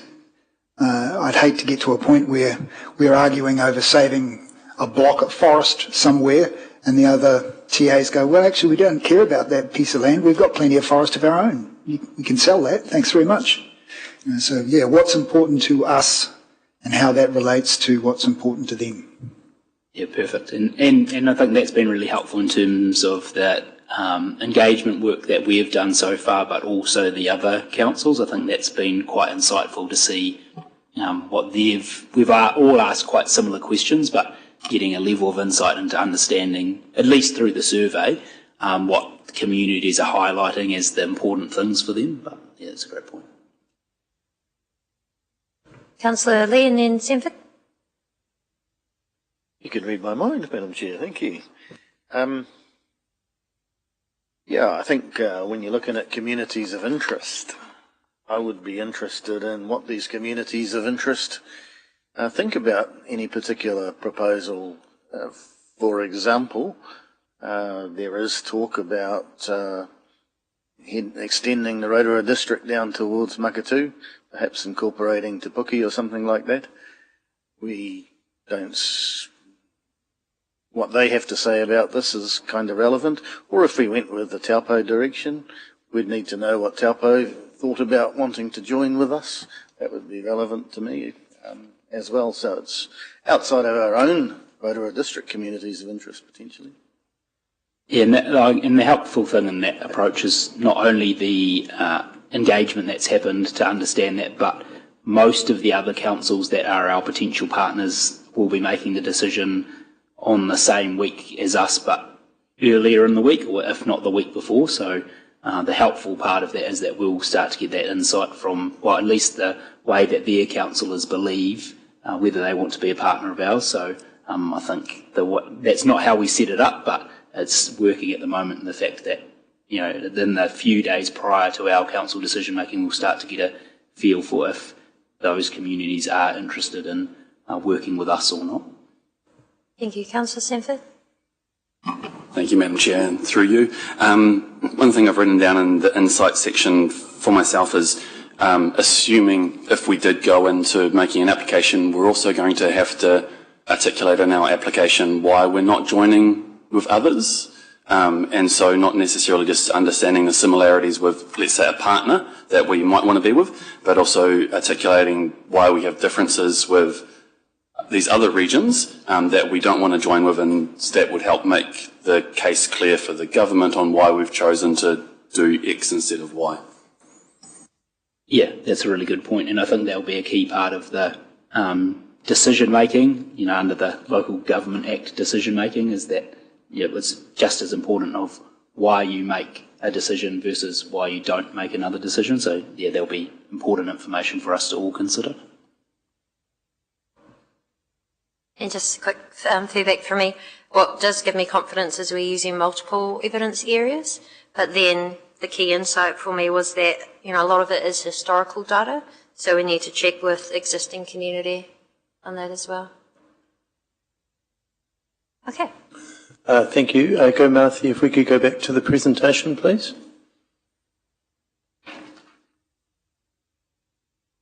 Thank you.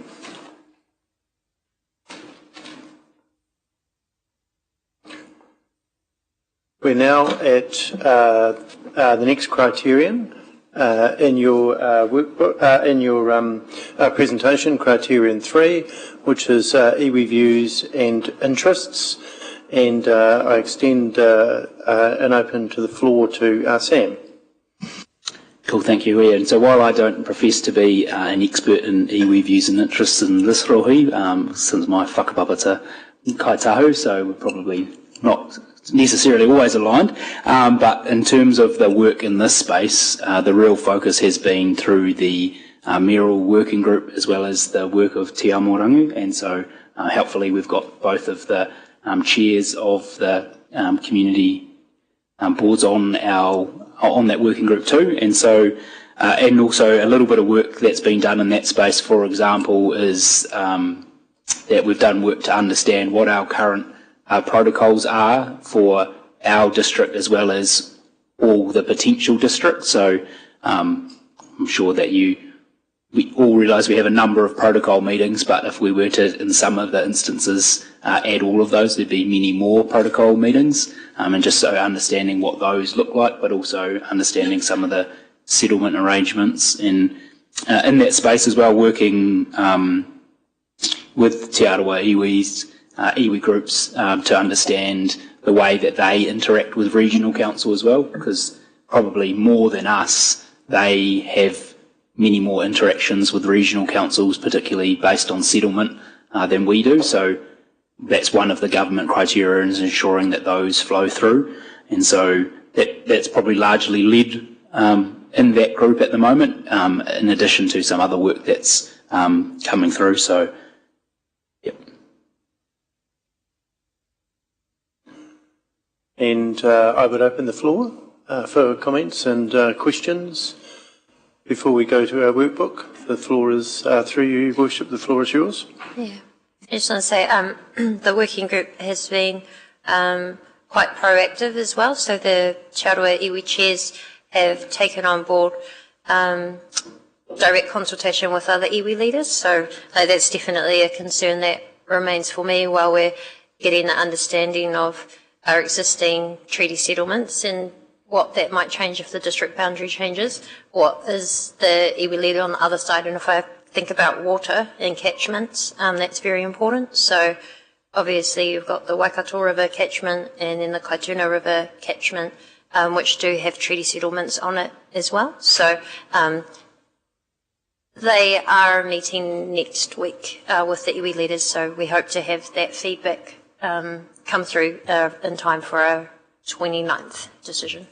Yeah, and as part of that, we've, so tomorrow, lots of the information, well, the information for these criteria are due, and so on Tuesday we'll bring probably a very high level of the information for the other criteria to that group, so that they can use that high level information to inform their views before feeding back to council, because appreciating that conceptually it might be a great idea to go with another group in isolation, but we're quite keen to ensure that they have the communities of interest, the economic, those types of information as well, because that might flavour what that looks like. For example, the size of a region or liabilities on taking on coastal versus taking on different things. So we'll try to provide that information, given we're only getting it on Thursday, to help inform that, so that we can ensure that that working group, the view that they present, is pretty robust. But yeah, they've been doing a lot of work in that space with different partners. It's just a question from me. Like I see a lot of our statutory groups that we've established. So Tarrant, for example, Tarawera, our restoration group. We have not just regional representation, but also district representation. In many cases, we'll be taking away that regional representation and trying to think the word I'm using for it. So we're probably homogenising that, and we're probably moving from a regional and a district representative to two from the same place.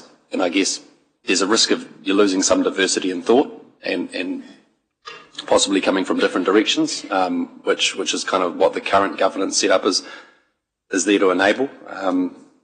Effectively having two of a new unitary authority doesn't really provide that same diversity of thought, I guess, from the Crown or local government side of things. Is there any way that we can kind of preserve, I guess, some of that within our new, I'm not saying that we change the governance structures of these statutory authorities, but yeah, what can we do to try and preserve some of that diversity of thought? Yeah, I think that's a really good point, and without trying to palm it off, probably at the stage where we are presenting the initial proposal, I don't think we'll be there, but I think if we had a Head Start approved, I think that would be really important work for those groups to do in shaping what the final outcome really looks like. But I think it's something that we should be cognizant of and probably mention in the proposal if council decides to submit a proposal. Councillor Patterson. Your Worship, thank you, and through you.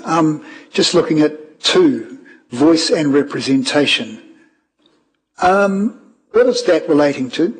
Is that just for our current protocol committees, etc., and iwi settlement boards, etc., or is that as in representation at the ballot box? It could be anything at the moment, so it could include both. So I imagine that will come through from the working group, what those types of things look like. So primarily it's been focused on the current governance and settlement and arrangements, but also could be, it's also the representation models and any decision-making influence in that space too. So we are going to be talking about representation later on. Is that going to be factored into later on, or do we need to discuss this now, just for clarity? We can probably do either space, yeah. Okay. I'll percolate. Councillor Timara Benfeld, did you? Yep, kia ora, thank you, Your Worship. Yeah, I suppose concerns in the area is probably where I'll start. So probably the top concern of iwi, and certainly for ourselves as Māori Ward elected members as well, is the maintenance and carryover of those treaty settlements is probably of the biggest concern. There's nothing in the material that says that has to occur in a particular way. It's very much arbitrary based on what each individual collective wants to do, which gives rise to a lot of concern for me, actually. So that's probably one. The other is I've found it quite interesting, and I've also found it quite, I suppose, humble of our Te Arawa leaders actually to only ask for equivalency of what they've got now. And so that's certainly, I think, in terms of concern, ensuring that we have that equivalency of whatever entitlements that have been created out of a settlement process are maintained. The other one was around representation. And whatever it may look like, understanding what the representation might look like based on either if it's demographics or whatever else, whatever other factors come into, that's probably a concern for me, because not only for particularly for rural voices, but also for Māori voices as well. How do we ensure that that's protected? There's a whole bunch of exemplars out there, but because the processes are so arbitrary based on what each council wants, there's a lot of uncertainty in that area. And the other thing I've heard consistently as well as a concern is around the catchment stuff. That iwi are actually, by and large, are quite happy with a lot of the work that's being undertaken by regional councils, and rightly or wrongly, I don't know whether or not there is a confidence that a new authority would be able to continue the quality of work that is occurring in some of those catchments. Also with the potential of the new shaping of new regions, there's a potential to either amalgamate all those catchments together or bring them under one unitary, or potentially for some to be here, some to be there. So that's particularly one in terms of simplifying the relationship for iwi with authority. I suppose the more streamlined that process looks for iwi, the better. So those are probably my concerns, but are probably also the areas that I want assurances on actually as well, is around what do we expect. At a minimum, I suppose I take a different perspective. At a minimum, I would expect equivalency, but at a maximum, what does it actually look like to reshape representation and to ensure that marginalised or statutory or treaty voices are represented in a better and stronger way through this new form. So, yeah, that probably summarises those 2 points for me. What gives me confidence? What gives me confidence is, despite everything that's occurred and been thrown at us, we've still been able to stand up some type of co-design model that includes voices from our community, which many councils have still to this day failed to do. So that gives me confidence. That approach gives me confidence. I suppose also the capability and trust we have with our SMEs in this space gives me confidence as well. So yeah, those are probably two particular areas that have bred a little bit of confidence in that space. Not too much confidence though, but yeah, just enough to get through. Yeah, no, I think those are really great points to bring up, and I think I can't speak for all of you, because if we have a successful one, we'll all be involved in what the future looks like. But I imagine for all our communities that we're probably looking for more than equivalency, and so equivalency would be the baseline in this space, but in lots of other spaces in terms of local voice and those types of things as well. And I imagine that all of you around the table, if you make the decision to proceed and then you're involved in the shaping of what this might look like, I imagine that would probably be the baseline for everyone here, to make sure that all our communities probably get a better say than potentially they currently have. Thank you, and we'll just take a final point from Councillor Barker. actually is probably more of a question. I just wanted to support your comments, Councillor Tamara Benfield, around representation, but also around the catchment approach and the government's intentions, perhaps, or not, to centralise some of the monitoring and compliance aspects of consents and activities around those catchments. Now, if the government does intend to take over those functions, that will actually then remove some of those responsibilities from this new authority. Do we have much of a steer on what the government's thinking in this space? I'd have to come back to you on that. So I currently don't, but I'm not sure if the teams who actually deal with those things on a day-to-day basis do. But to my knowledge, there's nothing really clear. Okay, thank you. Thank you. Through your worship, we'll move to the next criteria. Everyone have a chance to write their notes on that one? I believe so, yes. Cool. Yep, and we've received feedback, yes. Yep. So the next criterion we're going to look at is criterion number 4 of the 6, which is economic alignment. And to my left is Sam. I shall hand that over to Sam. Kia ora, team. So the economic alignment criterion has been largely led by Rotorua NZ, and unfortunately their experts aren't available because the main expert's on paternity leave at the moment, so helpfully he's done most of the work before he went. But this space is probably quite similar to the communities of interest, but we've been trying to make sure that we don't overlap them too much. So this is what we were talking about earlier in terms of understanding, similar and complementary skill sets or earnings or imports or exports or all of those types of things. And some of the interesting things that probably are involved in this space too, or that I found interesting when I was going through it, is things like forestry coverage versus farming area coverage of the district versus freshwater coverage versus coastal area and those types of things. So it starts to shape that, in my mind, things that will be helpful for you when you're making decisions in terms of if we're a new unitary authority, if we're incorporating a whole bunch of things that we currently don't have the skill set, obviously understanding that the new organisation will bring some of that skill set, what that looks like, and some of those areas of risks or things that are complementary as well. And I appreciate that Councillor Tamara Benfield in a previous workshop had mentioned that,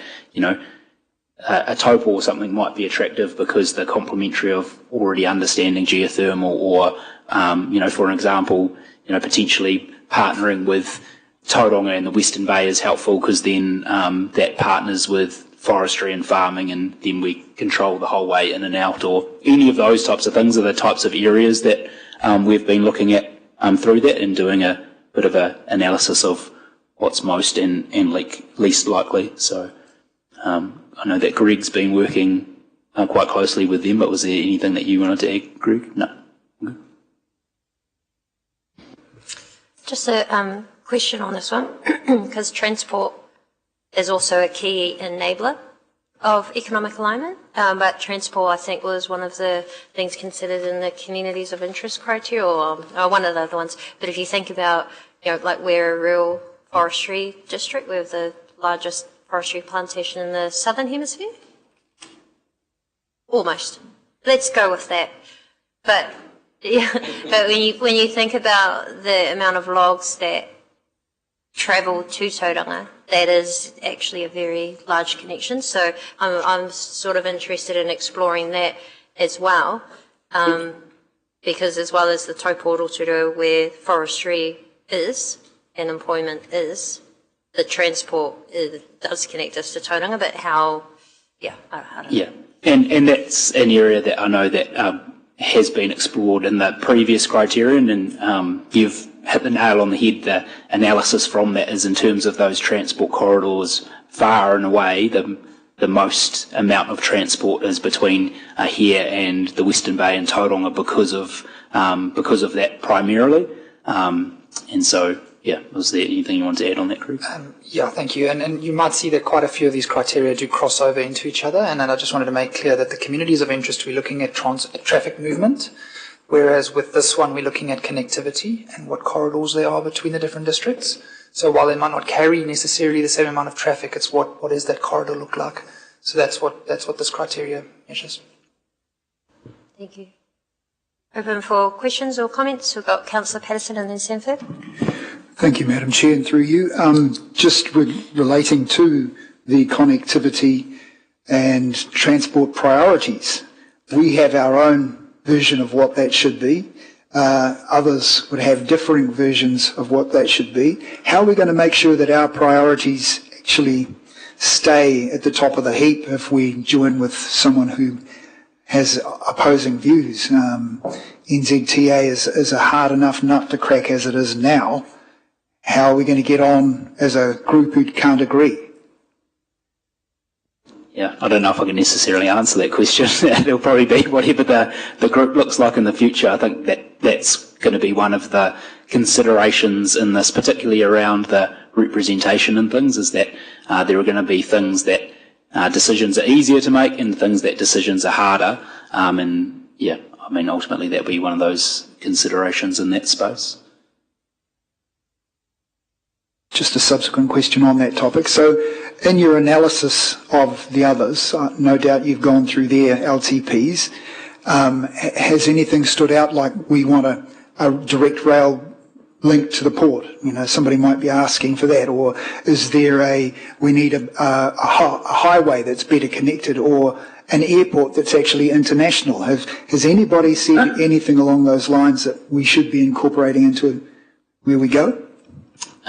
Nothing's come up in that level of detail at this stage. I think probably the closest we've got is around growth and things like that. So looking at other areas in terms of growth projections and whatnot, but not in terms of really specific infrastructure like that. But yeah, some great examples in the growth space. Like if you look to the west, very quickly growing, but also if you look to somewhere like Taupo is growing faster than we're growing.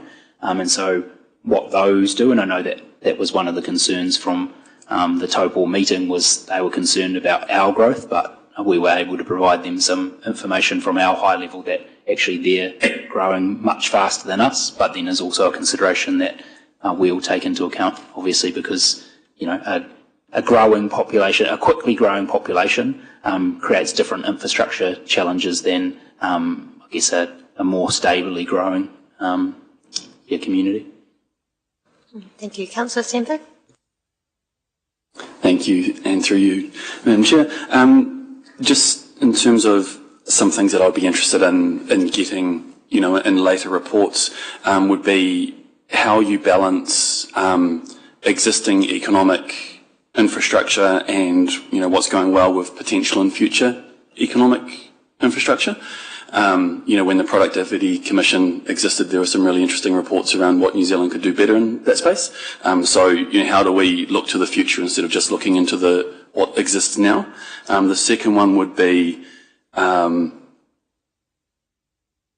new versus aligned, so, you know, similar sort of thing. You know, obviously we have a strong tourism, forestry and farming economy at the moment. You know, are we better off if that's diversified, or are we better off doubling down in that space? And then the third point would be, and this came through in some of the government announcements, would be, you know, they want to be dealing with less people.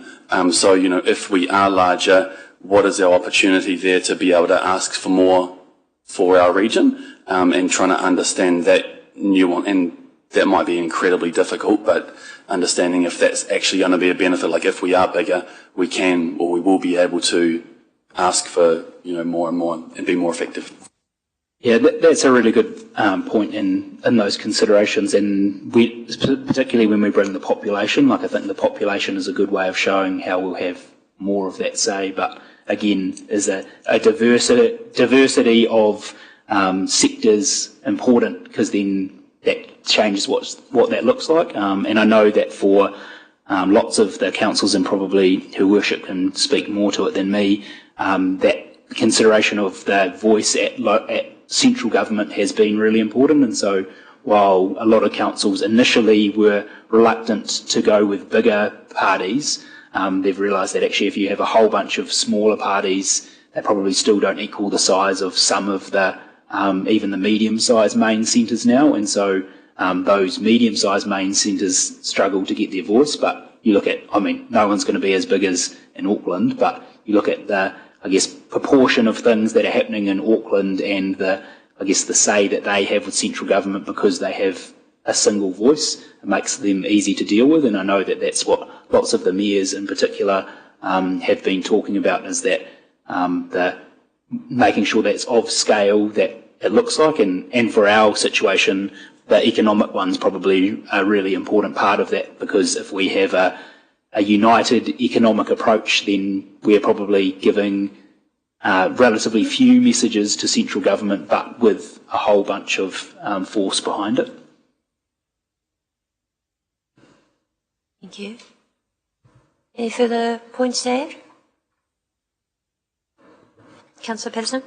Just a quick question on your analysis of the other economies.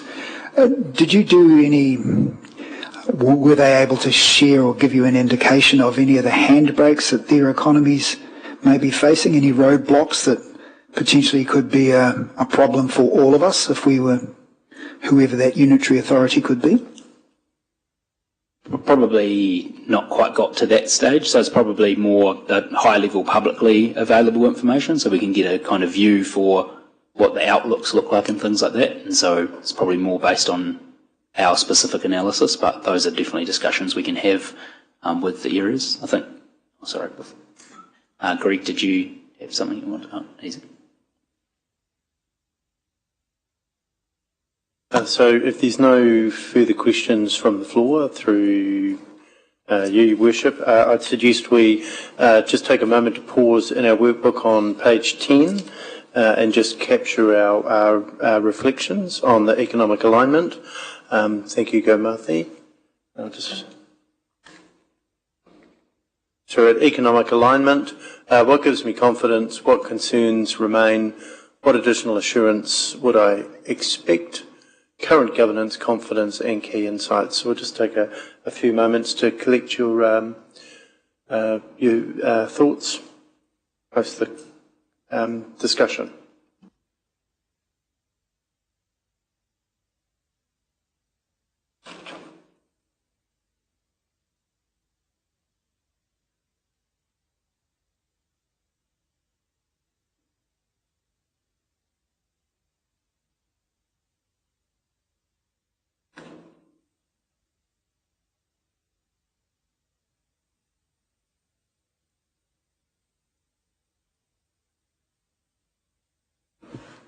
Madam Chair? Yep, go for it, Councillor Coltate. Oh, yes, it's me. Thank you. I think our current government arrangement understands Te Arawa's contribution to the local economy and the future of the district. But so what are we going to be exploring that further? In terms of, a future governance arrangement may not have that understanding, and how can we get some additional assurance that the contribution through either investment or asset management of Te Arawa is going to be understood in any future governance arrangement? Because it is currently and will be certainly in the future very significant. So, just asking if anything's been done in that area or is planned to be done. Yeah, that's a really great point, and I think a key part of that economic consideration is the contribution of the Māori economy, but as well as the Māori asset owners and landholders too, as part of that overall economic alignment process.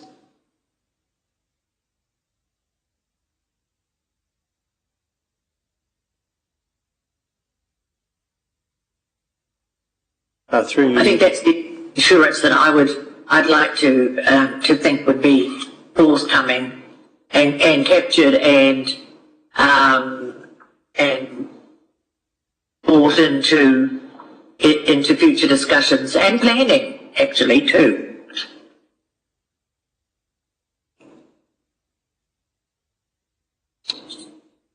Through you, Your Worship, open the floor if anyone wishes to share their views on the economic alignment before we move to the next criterion, which is representation.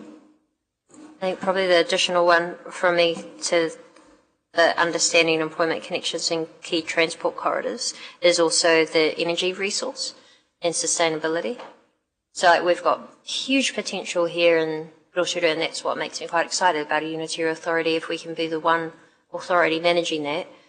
But then I also want to know, when we talk about geothermal and if we're trying to diversify or attract, how much energy is actually available. I don't know. You know what I mean? So, I think that's come up before, energy, in particular geothermal, with this council as well as a priority area. And I think it'd just be good to, as well as having the roads to connect, you need to actually have the power to do it. So, Councillor Sanford? Yeah, just following on from the Mayor's comment, it's an interesting, because I was only thinking sort of horizontally in terms of those sorts of economic, alignment, but yeah, that vertical, bringing in the regional council, like even if we were to stay on our own and become the unitary authority, what those economic potential benefits would be in that space. So yeah, I guess getting both vertical and horizontal.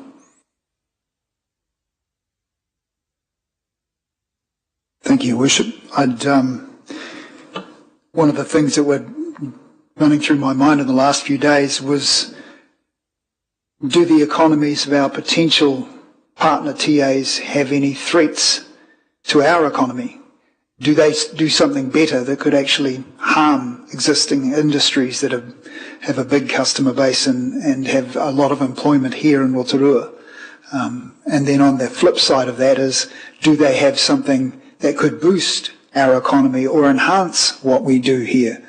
So there's two angles, because at the end of the day, we have to look after the best interests of our district, and keeping what we have is just as important as growing what we have.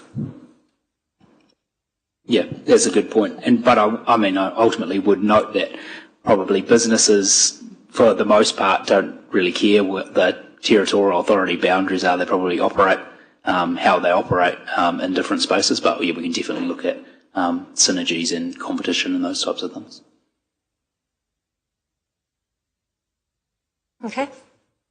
Thank you. If no further questions. Sorry, Councillor Timothy Benfell. Sorry, just one more is, one of my major concerns is understanding the transition costs for each respective council. Potentially, because we've already explored a CCO with the eastern councils, it might be easier to understand their economic blah, blah, blah. The transition costs might be cheaper than someone that we haven't done any of that type of level of collaboration with. So that's probably one of my biggest concerns, because I can absolutely imagine even a half regional unitary authority where the costs of the transition costs just blow out to tens of millions of dollars. Just to bring everyone together without actually achieving any outcomes other than now we're a unitary authority. So that's probably one of my major concerns in terms of the economic alignment, is how are we already working with them today? How much do we already know without having to go too far into deep, and too far into our research with whether or not they're a good or compatible partner per se. So yeah, that's probably just one I just wanted to add for the thinking. Yep, yeah, great point. And I guess I won't want to get your hopes up in terms of what we're going to have in terms of the transition costs, because I know that's a question across many councils, but even getting like a thumbs up on that is probably a massive piece of work. But we can give you some information about how we work with those organisations already in the final report.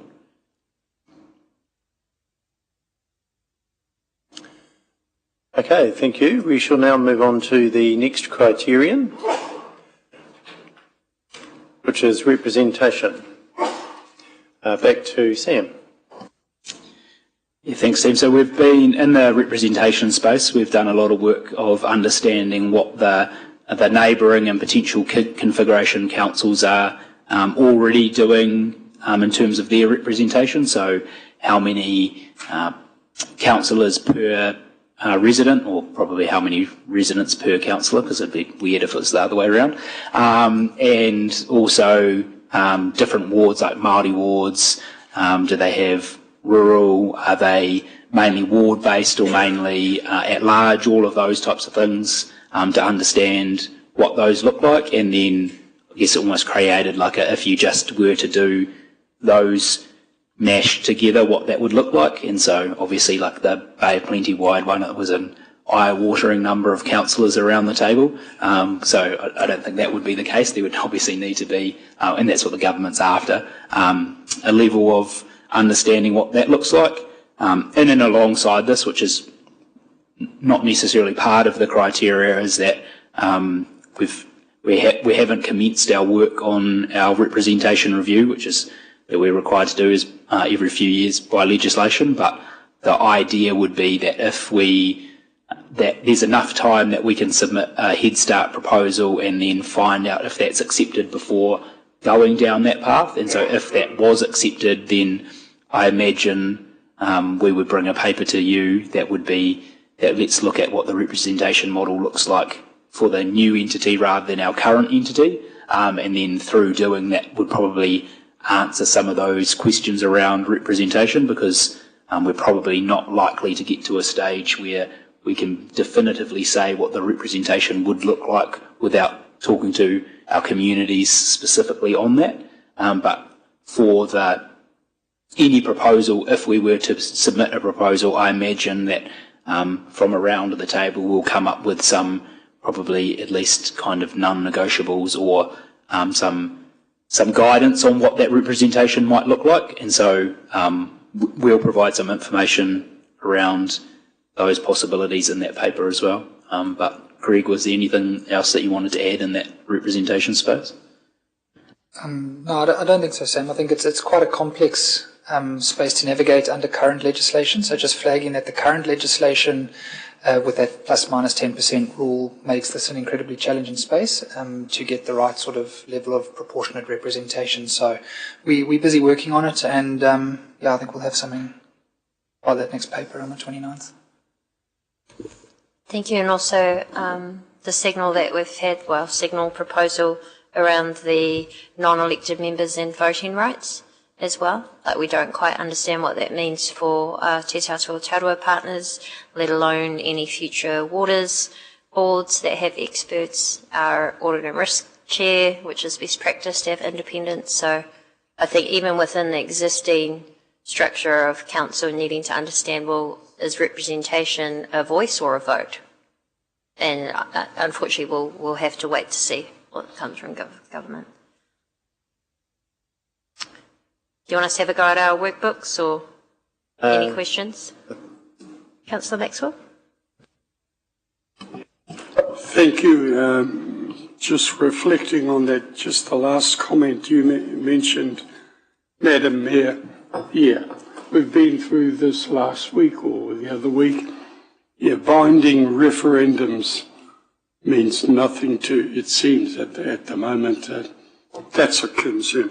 What I wanted to ask is the work that you both are doing, will the current statistics from the Ministry of Stats and all that will be taken into account?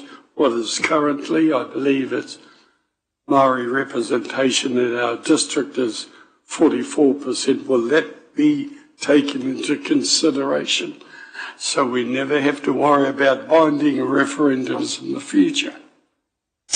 So we'll take into account the current statistics in terms of the binding referendum and those types of things. I think those will be things that will always continue into the future. I think regardless of what in terms of that referendum will come up, the current one that we have, I guess all the advice that we've seen so far is that this will be bespoke legislation, so anything that exists currently will be up for grabs really.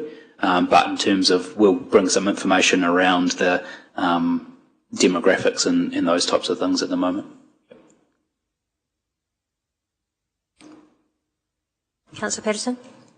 Thank you, Your Worship. Well, as I alluded to earlier, I've saved my comment on this one to last. Basically, in my opinion anyway, our community's already decided what representation model they want via a binding referendum. They've already stated that. Why are we going through this process again? If we end up going down this path and changing what they want, because it seems to be the way to go, then that will be on us. Their decision should be overturned only by their decision. Should not be our decision. I think that's opening this council up to a great risk. Yep, and that's, that's taken on board, I think. And that, again, can be something that if council decides to submit a proposal, that can be something that's included in that proposal, provided council gets the agreement of whoever our partners are to do the same thing, because I imagine that some councils might be opposed to the other side, which would, again, make it quite difficult to come together on. Councillor Barker. Thank you, Madam Chair. It's just a concern from me around representation for smaller communities is a concern that, probably from a rural perspective, but also from other communities as well. And there was actually an indication given by the experts from the DIA when they came to speak that perhaps we didn't have to strictly sit within the 10% plus or minus kind of rules. There was some flexibility there. So I would just ask that maybe we keep our minds open and look at other options that we don't already have on the table, such as local boards as well, that have some delegated powers and also budget as part of potential ongoing work. That would just be something. Thank you. Yeah, and I think they'll form a really big part of that phase two if we decide to submit a proposal and if one's accepted, what that looks like, because one of the government's key focuses in this space is that local voice, and you're not going to get local voice if we're a Bay of Plenty wide and we have, 110 councillors around the table. So the structure, whatever it looks like, is going to have to look vastly different than it currently sits, because maybe we'll need a much bigger chamber, but I don't think we're going to sit in that space of 110 councillors, because I don't think the Mayor will want to look after that many people. There are more MPs and electorates than there are councils, though. Yeah. So they should be next. Mitch? Kia ora, thank you. Through you. And again, just from a Lakes perspective, again, touching on what Councillor Barker said. From my perspective, when I came on, it was about representation review was always probably my platform. I didn't expect it to come this early. I was waiting for a couple of years. From my experience, the community board model, and again, not talking to the rural, but to the Lakes model, hasn't been too effective as a form of representation. So it might be a minor detail. We are talking, I guess, smaller pieces, and a lot of that I know will follow through to your representation review. But I'd like to sort of see that we were kind of thinking a little bit laterally about how do we still keep decisions as close to those affected parties as possible. Do we look at citizen assemblies? Do we look at other forms of governance? I think that the current method of community boards is dated. I think that local boards may be too. It may not be fit for purpose for what we need. But I think just some consideration about how we represent those smaller communities is needed as part of our proposal. Yeah, great points. And I think that's one of the real opportunities of this with the bespoke legislation, is that if we were to decide to proceed and we work with DIA, well, it's not DIA anymore, MCERT, that when we work with them, it can be almost whatever arrangement that the government agrees to and that the new body is aligned to. So I think that creates some really great opportunities in that space, as well as the risks of obviously making the decision. So that's probably one of those key points about what that future legislation might look like that we won't be able to ultimately answer before we have to submit a proposal, which is the probably risk of that. Thank you. Councillor Brown? Thank you, Worship. Sammy talked about are not negotiable. In my mind, anything that dilutes our representation or control of our own destiny is off the table. And what that really means is going with a bigger entity like, say, Tauranga or Western Bays or whatever that combined is, doesn't work for me. We must be the masters of our own destiny and remain that way.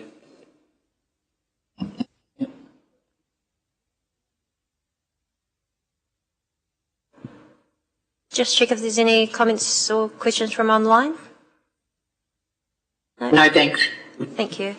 I do think it would be a really good idea to do the rep review, aim to do it later on, so if we submit by 9th of August, Cabinet make a decision in September, so we're looking September, October, so that all can be, I mean, it just makes sense to do it all at once instead of confusing.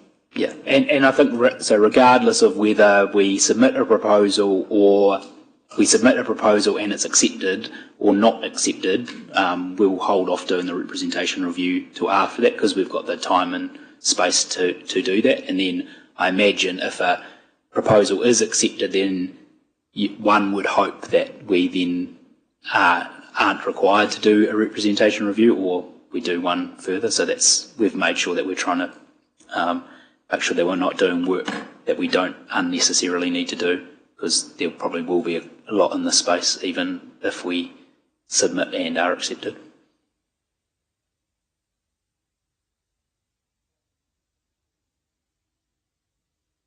Okay, through you, Worship. So we're at page 11 in the workbook.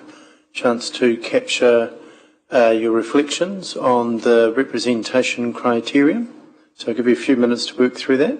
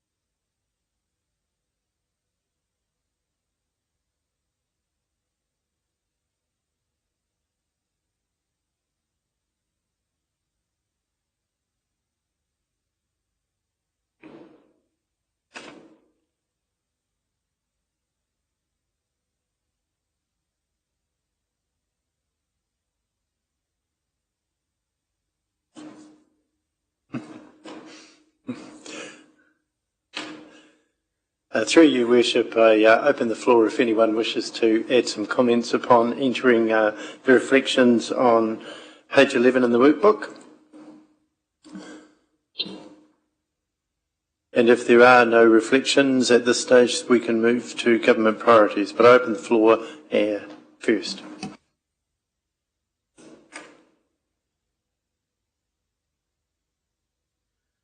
I'd just like to support what Councillor Brown said, that democratic and effective local governance is going to have to be a box that gets ticked for us to consider any option. That's all.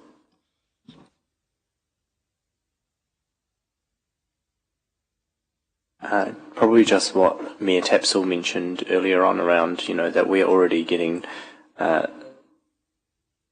less in terms of that kind of funding and investment in our district, how is that going to look when, when and if we are buddied up with a bunch of other little ones, and, I guess our voice and our impact in being able to get what we need to make those investments in our region.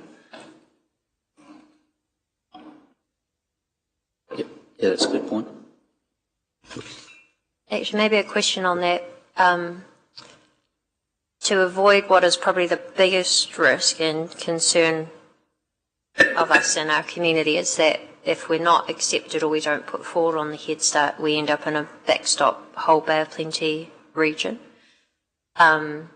Maybe that's something we should just think about in terms of the proposals, so that it's not, yes, we're part of Head Start and then we just get back something that we hadn't asked for.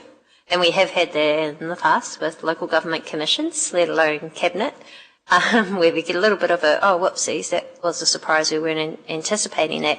So whether or not we put in a proposal to meet the criteria of the government priorities, but then there's also very clearly articulated that if we had to go, so it's like this is our preference, but then this is preference B, C, or 2, 3, like plan priority 2, priority 3, I don't know, just so that we, you get what I mean?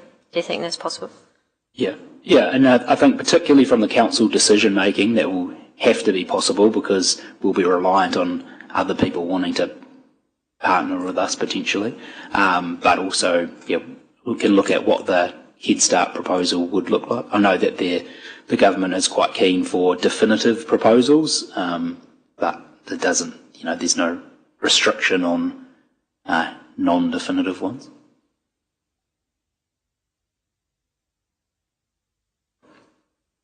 Any questions on this? Other questions on this one? No? Okay. Should we do our workbook?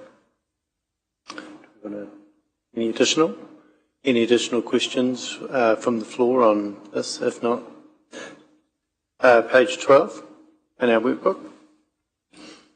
And just as we're working through that, to bring the audience, the councillors and those online up to where we're up to, at the conclusion of this, we will have worked through our 6 Head Start, then we will do a consolidation, and at the end of that, a little piece of consolidation work, and then at the end of that, then we'll look to establish our council's emerging governance appetite.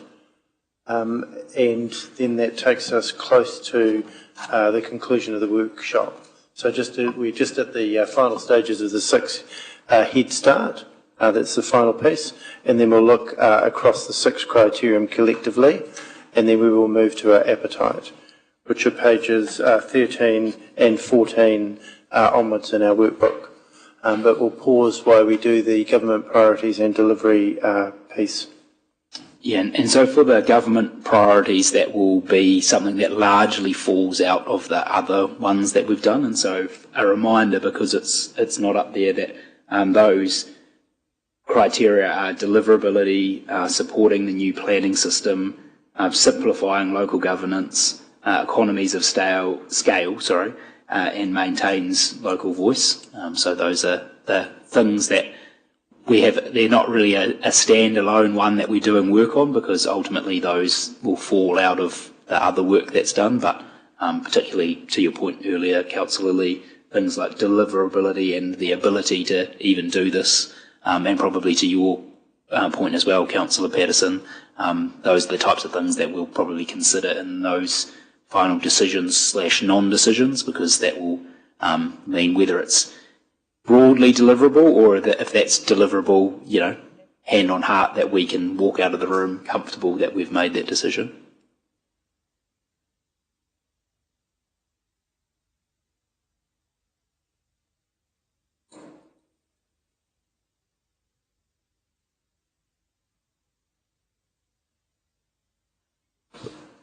And just while people are thinking about it, I understand that Sarah, who was very informative from DIA, answered whatever questions we asked, but where she couldn't from a DIA perspective gave us really valuable personal insights from her personal opinion.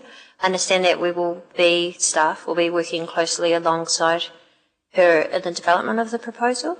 Is that correct? Yeah, that's correct. If our initial proposal's accepted, then her and her team will be involved in helping us and whatever configuration we're in, get through to the final proposal that will go to Cabinet for a decision and for bespoke legislation and things like that.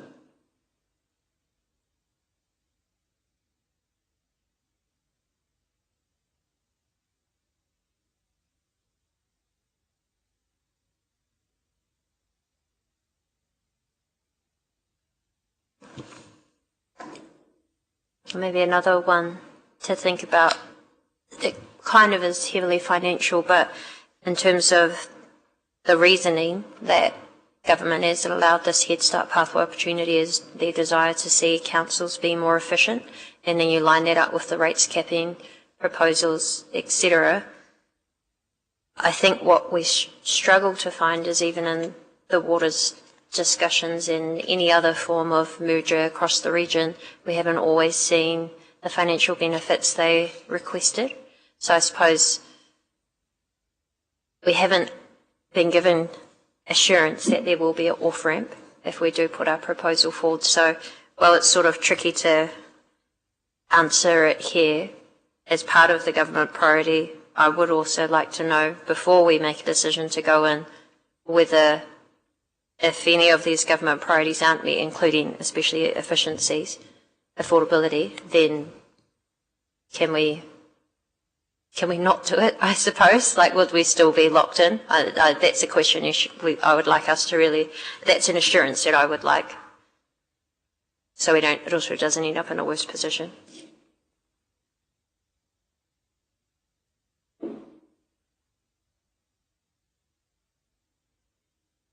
Through you, Your Worship, I open the floor if anyone wishes to add some reflection to the completion of government priorities and delivery.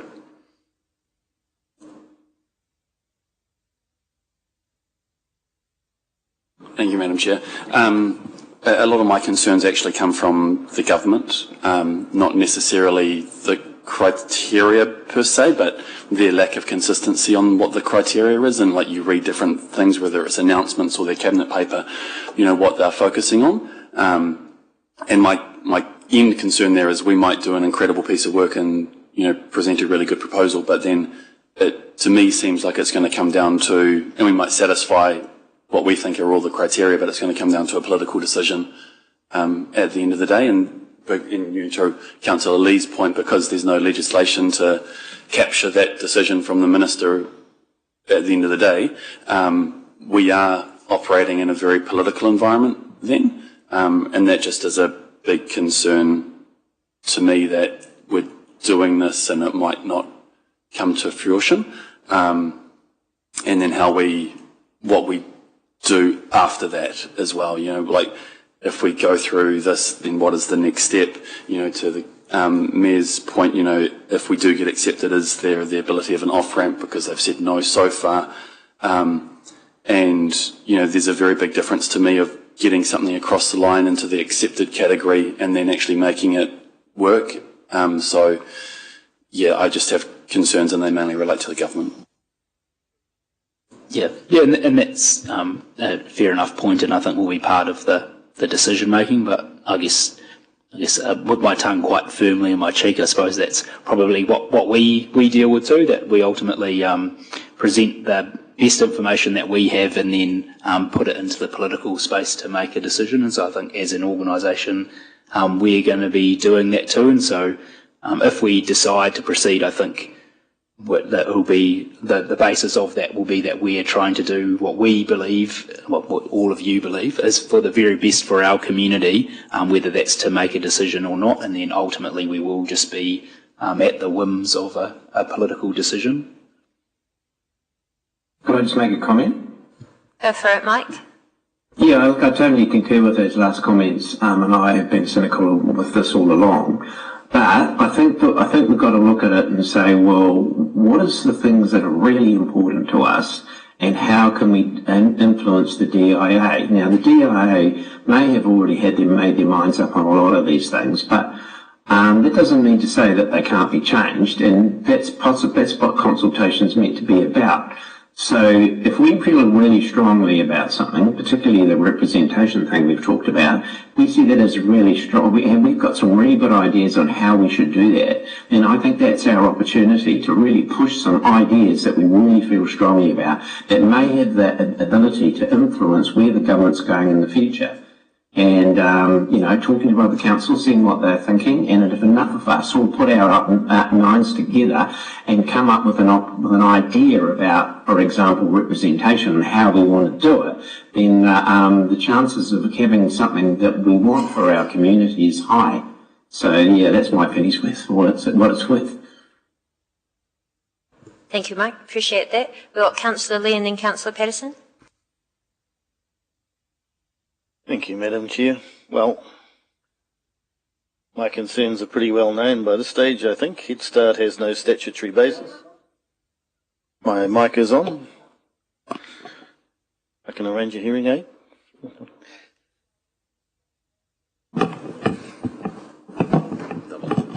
Okay, how's that?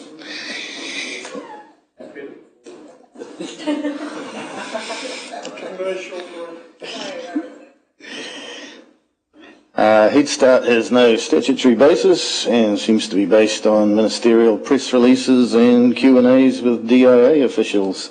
Ultimately, we would be judged by the courts if we were challenged for our decision based on what the law says on the 29th of July, not on any assurances given by ministers or DIA staff. We have a significant decision to make. We have insignificant consultation. We've got problems with irreversibility of our decision.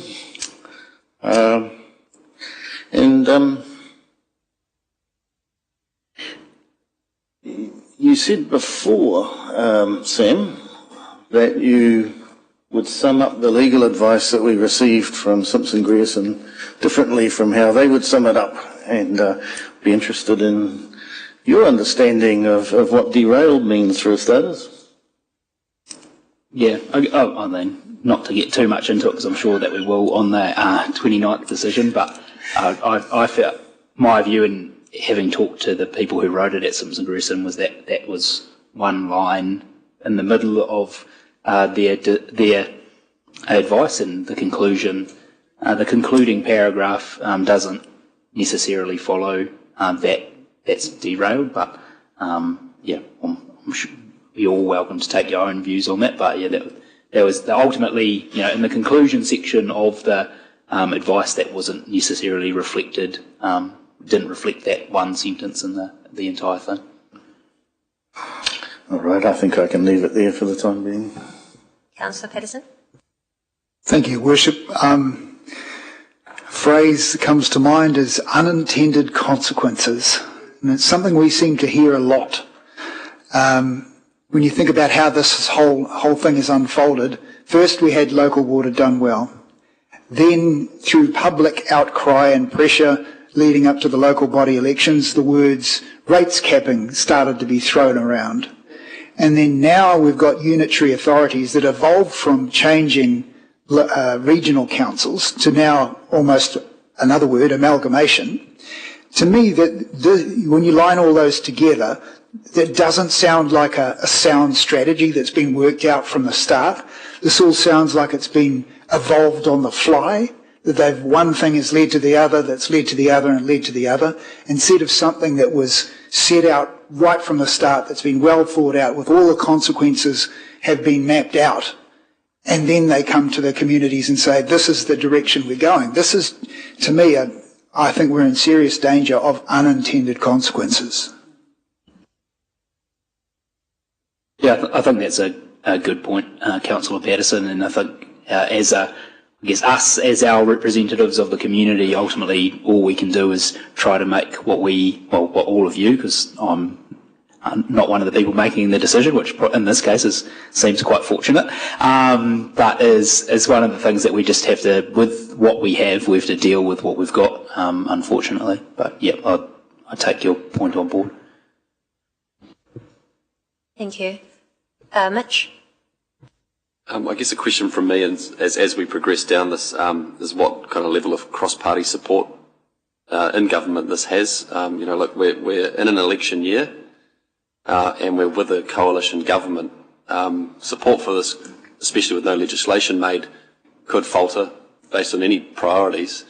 And without cross-party support, I just kind of see a lot of the legislation behind this is shaky at best. Yeah, agree, and that's probably one of the key parts of this type of risk workshop, is that that's going to be one of the risks that the councillors need to take into consideration, that we don't have actually anything clear from almost any of the other parties in this space, which again makes it a little bit more difficult as well. But yeah, I think that's a key risk in making the decision on the 29th of all of you to consider that. I have sent a letter on behalf of the Bay of Plenty mayors to opposition leader Chris Hipkins, just asking that as well, just for certainty. So I think that was maybe a week and a half-ish ago. I'll follow up though, but I hope that certainly by the 29th we at least have some indication.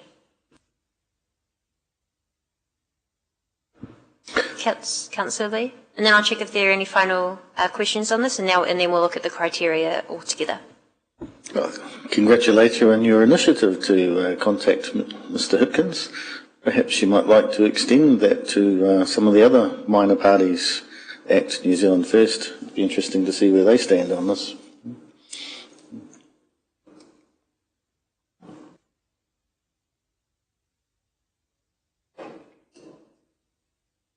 Right, through you, Worship, should we move to item 13 in our workbook, which is the consolidation? I shall just move back in the presentation. Bear with me just for a moment. Substantively, we've worked through the 6 governing expectations around the Head Start program, the criterion. For each of those, we've looked at the context around it, had an open floor discussion and put some reflective notes in. This is an opportunity for us to, on page 13 in the workbook, think about across the spectrum of those 6 criterion, which one currently feels like it has the strongest evidence, which criterion requires the greatest governance confidence, which criterion remains the least mature, and what surprised you. And if I could just jump ahead one slide, which I'll do, for context.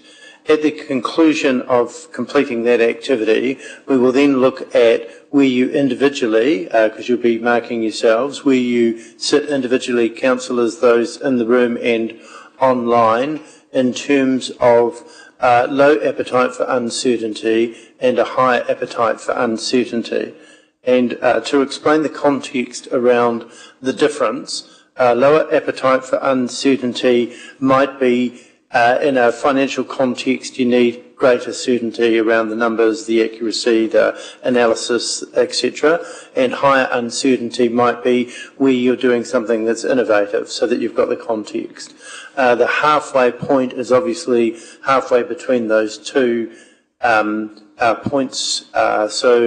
And then from there, then we will have an open floor discussion around what effectively the governance appetite DNA sequence, as I call it, through the sliders, looks like for the collective council. Back to page 13, and we're looking at the consolidation. So of the 6 criterion that have been presented thus far in today's workshop, given the evidence that currently exists in the commentary, work through your assessment of strongest evidence, greatest governance confidence, the least mature, and what has surprised you.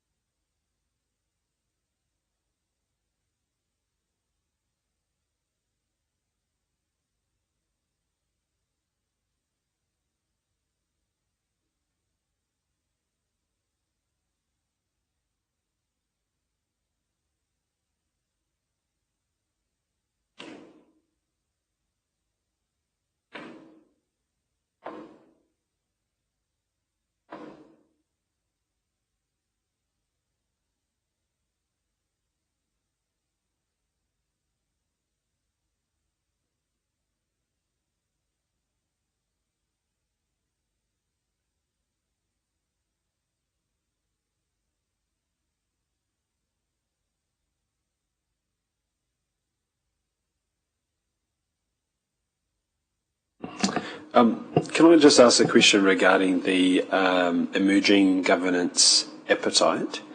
I suppose one thing that's difficult for me is that they change significantly dependent on the topic that we're discussing and the nature of the topic that we're discussing. So I suppose in setting that appetite, so this is just obviously quite general on average how about things, but yeah, like for example, financial sustainability.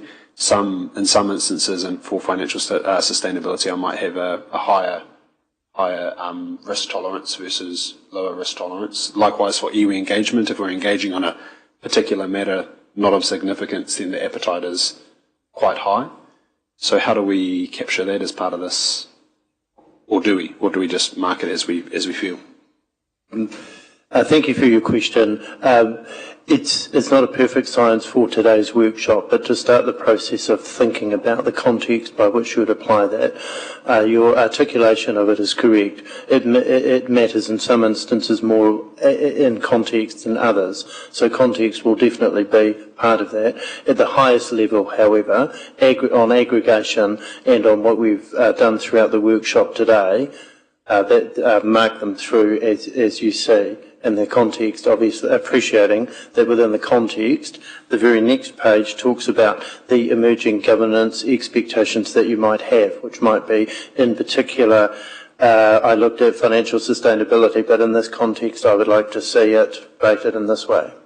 Does that answer your question? Okay.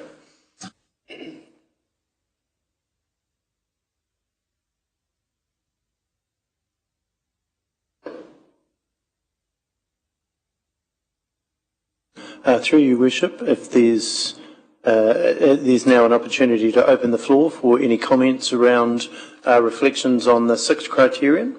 The floor is open. My one that requires the greatest governance confidence was financial sustainability. I mean, we're the stewards of just over $2 billion worth of public assets. But how well those public assets will continue to deliver for our communities moving forward. I think that financial sustainability is just personally important. Councillor Brown? I agree, I had that, but I also put representation as equal. I'm kind of independent the rules, but I've got two equal. Yeah, and I put representation as the one that I require the greatest amount of confidence into. Councillor Brown's comments earlier, like we want to be the masters of our own destiny. I actually put financial sustainability a little bit lower, and I only did that because I know that there's going to be information that we just won't have. I would like it to be higher, but we're going to be missing big pieces of information there. So.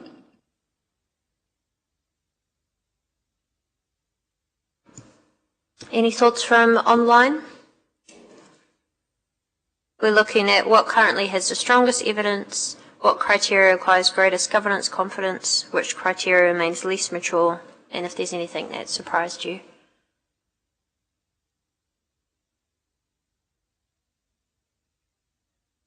I think the six criteria give us a good spread, actually, of things that to consider as we move through the process.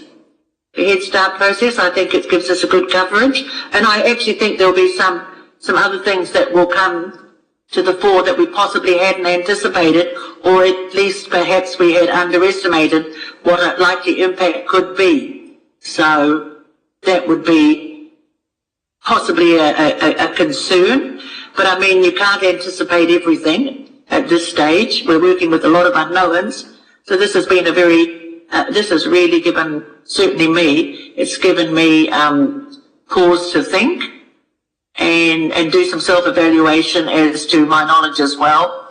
And more importantly, to gain some confidence as we move in further into this uncertain time. Thank you.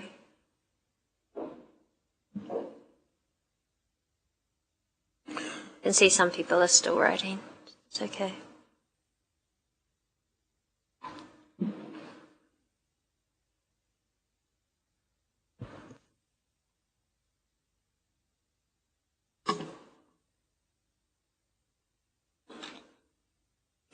Madam Chair, I just agree with the sentiments as expressed by the councillors, but just I added deliverability into one of my key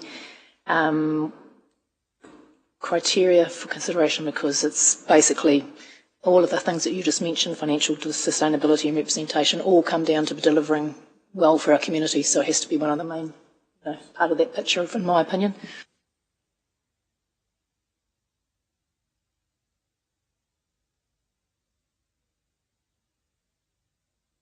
Through you.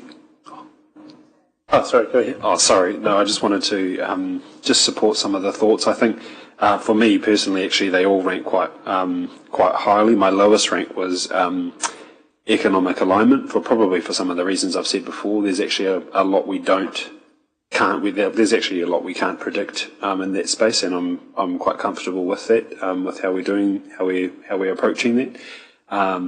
Certainly financial sustainability, iwi engagement, and representation were my top, and they all featured equally.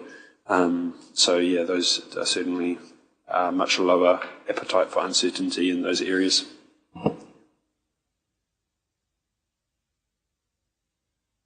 Through you, Worship, is an opportunity to take the knowledge from page 13 and apply it to the slider on page 14 as into the councillor's earlier point.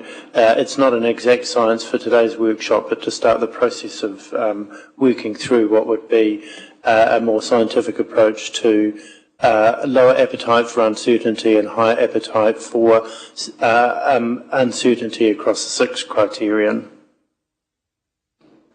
I think I can see there are a few people that had started circling that.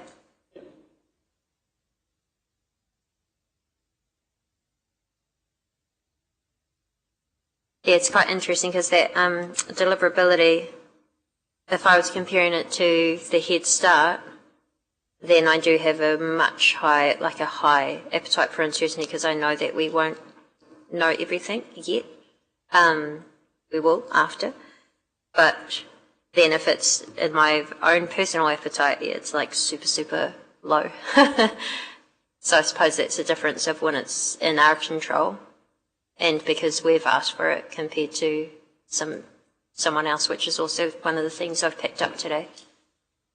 Yeah, and I think it's, I guess to my mind, to add to that as someone, it's not in the risk space all the time, but I think about like if you sit on a board or something and you're doing one of these risk profiles for investments, is that they always ask you like, what's your personal one, which in my mind this is like when we're making a normal council decision versus this one's probably when we're making this Head Start, we might have a different feel around risk than when we're making a usual decision where we probably would have much more information in front of us. So that's kind of the lens I was thinking through that, if that's helpful.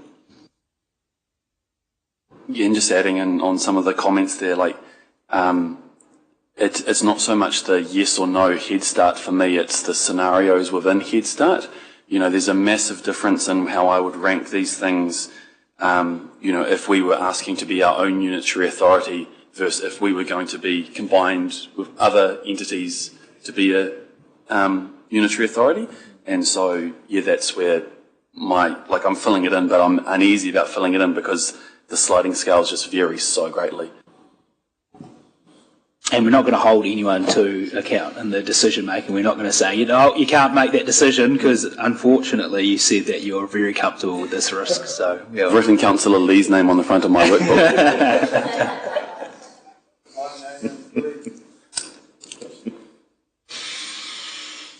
Through you, Worship, are there any other comments? I hope that this is...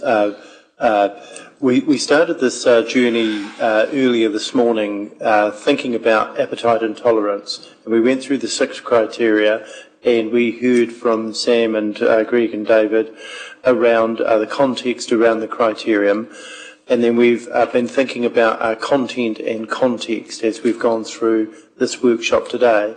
And as we get to the last bit, which is sort of substantively page 14, where you're doing the sliders, I hope that helps reinforce, and it's something that the councillor online was talking about, Marapika, which is that notion around the perspective and perception that we have as we bring this information to you for the decision making. So I hope it's prompted a lot of curiosity, more determination, and some thoughts around how you deal with decisions that need to be made with a level of uncertainty. And although the case study today was applied to Head Start in particular, it is also helping us as a council to start that journey as requested via the Audit and Risk Committee to start to codify council's universal appetite and tolerance settings.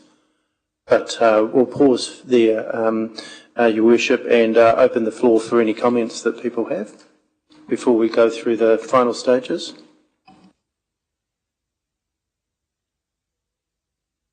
On the scale, yes, thank you. I think we've probably had some good discussion on the, that should give our feedback. Okay. The next part was around, and it was referenced earlier, around your expectations for governance expectations going forward, appreciating there's an incredibly tight time frame here. So there's an opportunity to capture some of those as a reflection after doing the sliders. And I would also draw your attention to page 16 in the workbook, which is an opportunity for you to have a look at some questions for management. Now, many of those have been surfaced throughout this workshop as part of the discovery and the conversation, but there's an opportunity. And then for pages 17 through to the conclusion of the workbook is your own insight, as well as an opportunity to have some guiding principles and a framework around how good decisions are just generally better made through a governance framework. So they're, again, principles-based, but they're aligned to industry best practice, international standards and risk, etc. So the final stage before the conclusion would be just to work through page 15 in the workbook, which is emerging governance expectations, and 16, some questions for management. So I'll pause because there's quite a bit there to reflect on.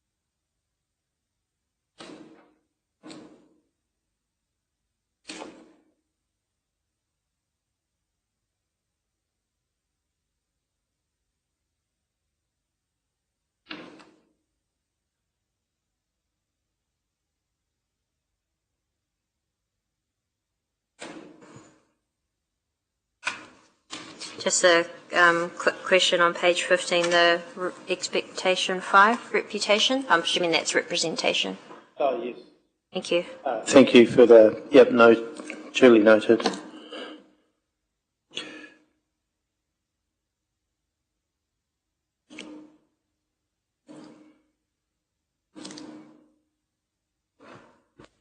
And also that expectations would be 6 government priorities and delivery.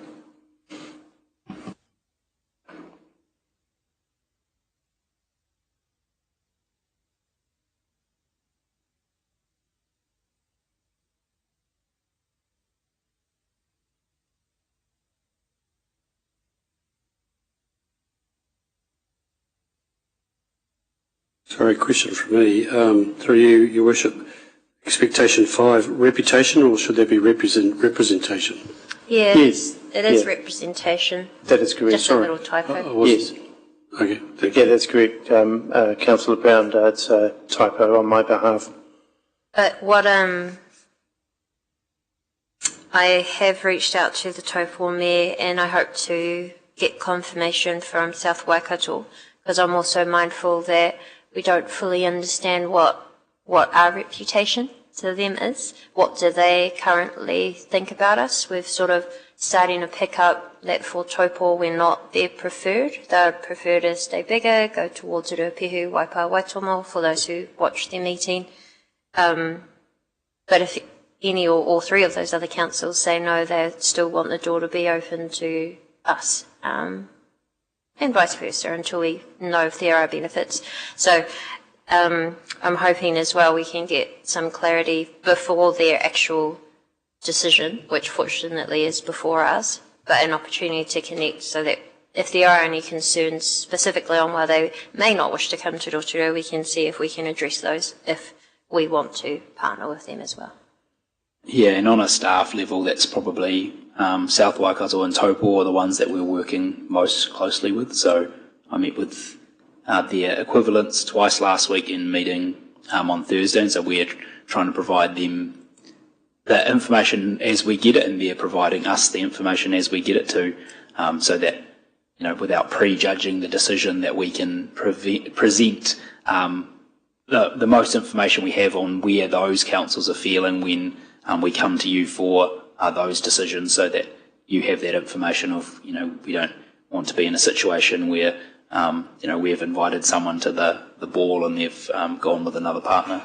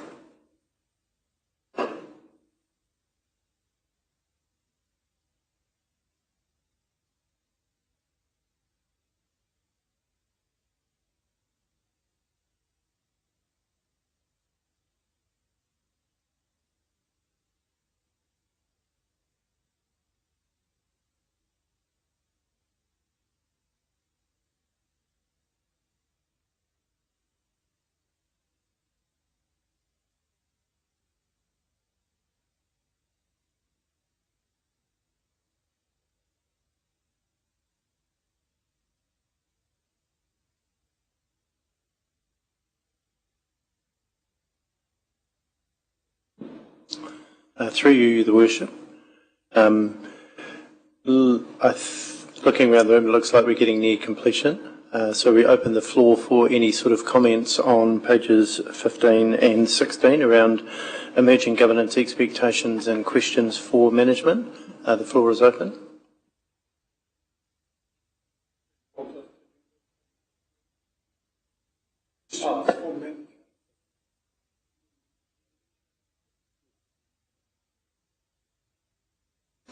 Perhaps I just suggest if there's anything that hasn't been raised by yourself or others in terms of the emerging governance expectations, now's the chance to do that.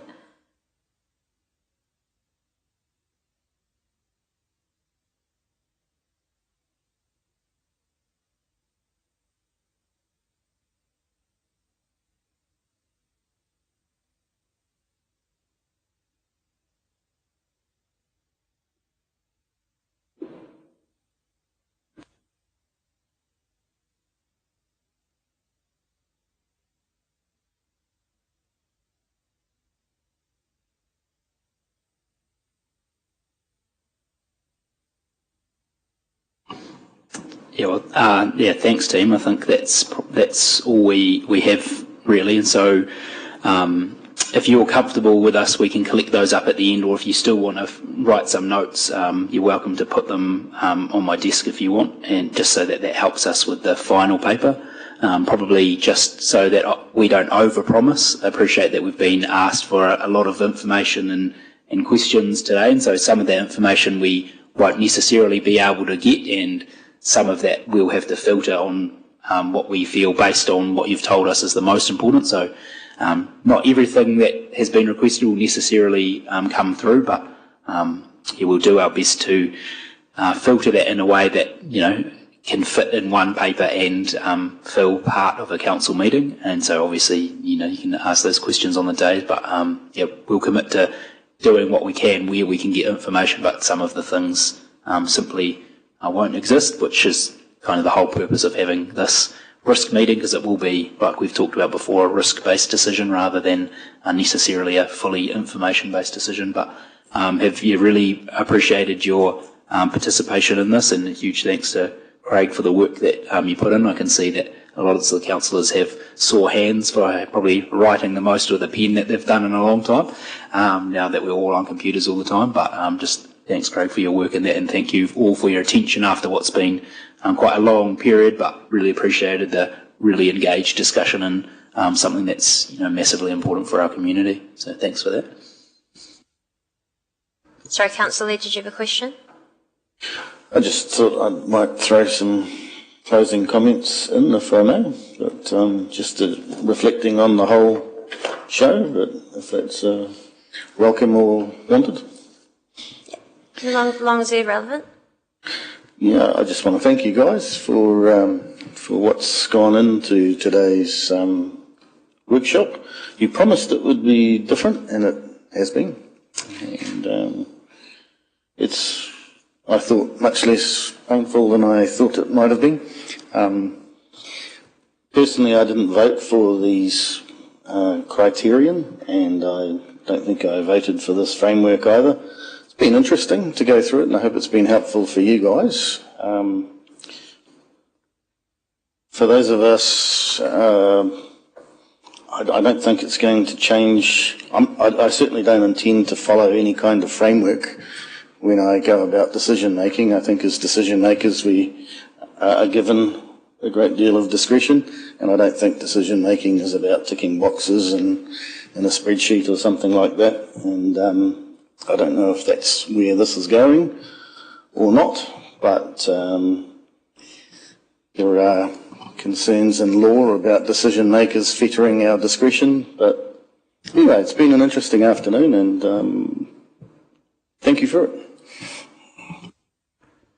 Thank you. Well, we'll wrap up there, and as has been made very clear, no one's been held to account from what they've put through here. What I will ask though is when you collect the information, which is very helpful for Council, especially leading into the big decision of Head Start, but then in general for our staff to understand about the risk appetite, and that was really what this was focusing on. Especially leading on from the Audit and Risk Committee, where we clearly identified that actually we're not aware of what our appetite as individual councillors or as a council is. So it's been a great opportunity to be able to go through that. I know the staff have been jotting down the feedback as well. I would also just ask that we can get the booklets back too. So if you do put your name on it, we'll get staff to give it back to you at some stage after as well, so you can hold on to it and keep it as reference for your information. But finally, also thank you to our community boards, thank you to our independent chair, Mike, also Councillor Okawatate, who joined us online. Really appreciate your engagement and involvement. I know it's been emailed to you, but if you want a hard copy, please let us know and we'll send that through to you. So, all done. I'll wrap up with a karakia. Oh, actually, Terika or Trevor, would you like to? Yeah, we can pull it out and give it back to you on November the 7th. Yeah. Oh, yeah, but later than that. Thank you. Ia whai, kia ora tātou, anei tō tātou karakia, whakakapu i tēnei rā, kia iri tātou. Kia tau tera ni mari ki runa ki tēnā o tātou, kia mahi te hua mai kia toi te kupu, toi te mana, toi te aroha, toi te reo Māori, kia tūturofi te whakamaua, kia tīna haumi e hui e, tā e ki e. Thank you everyone, and declare the workshop closed.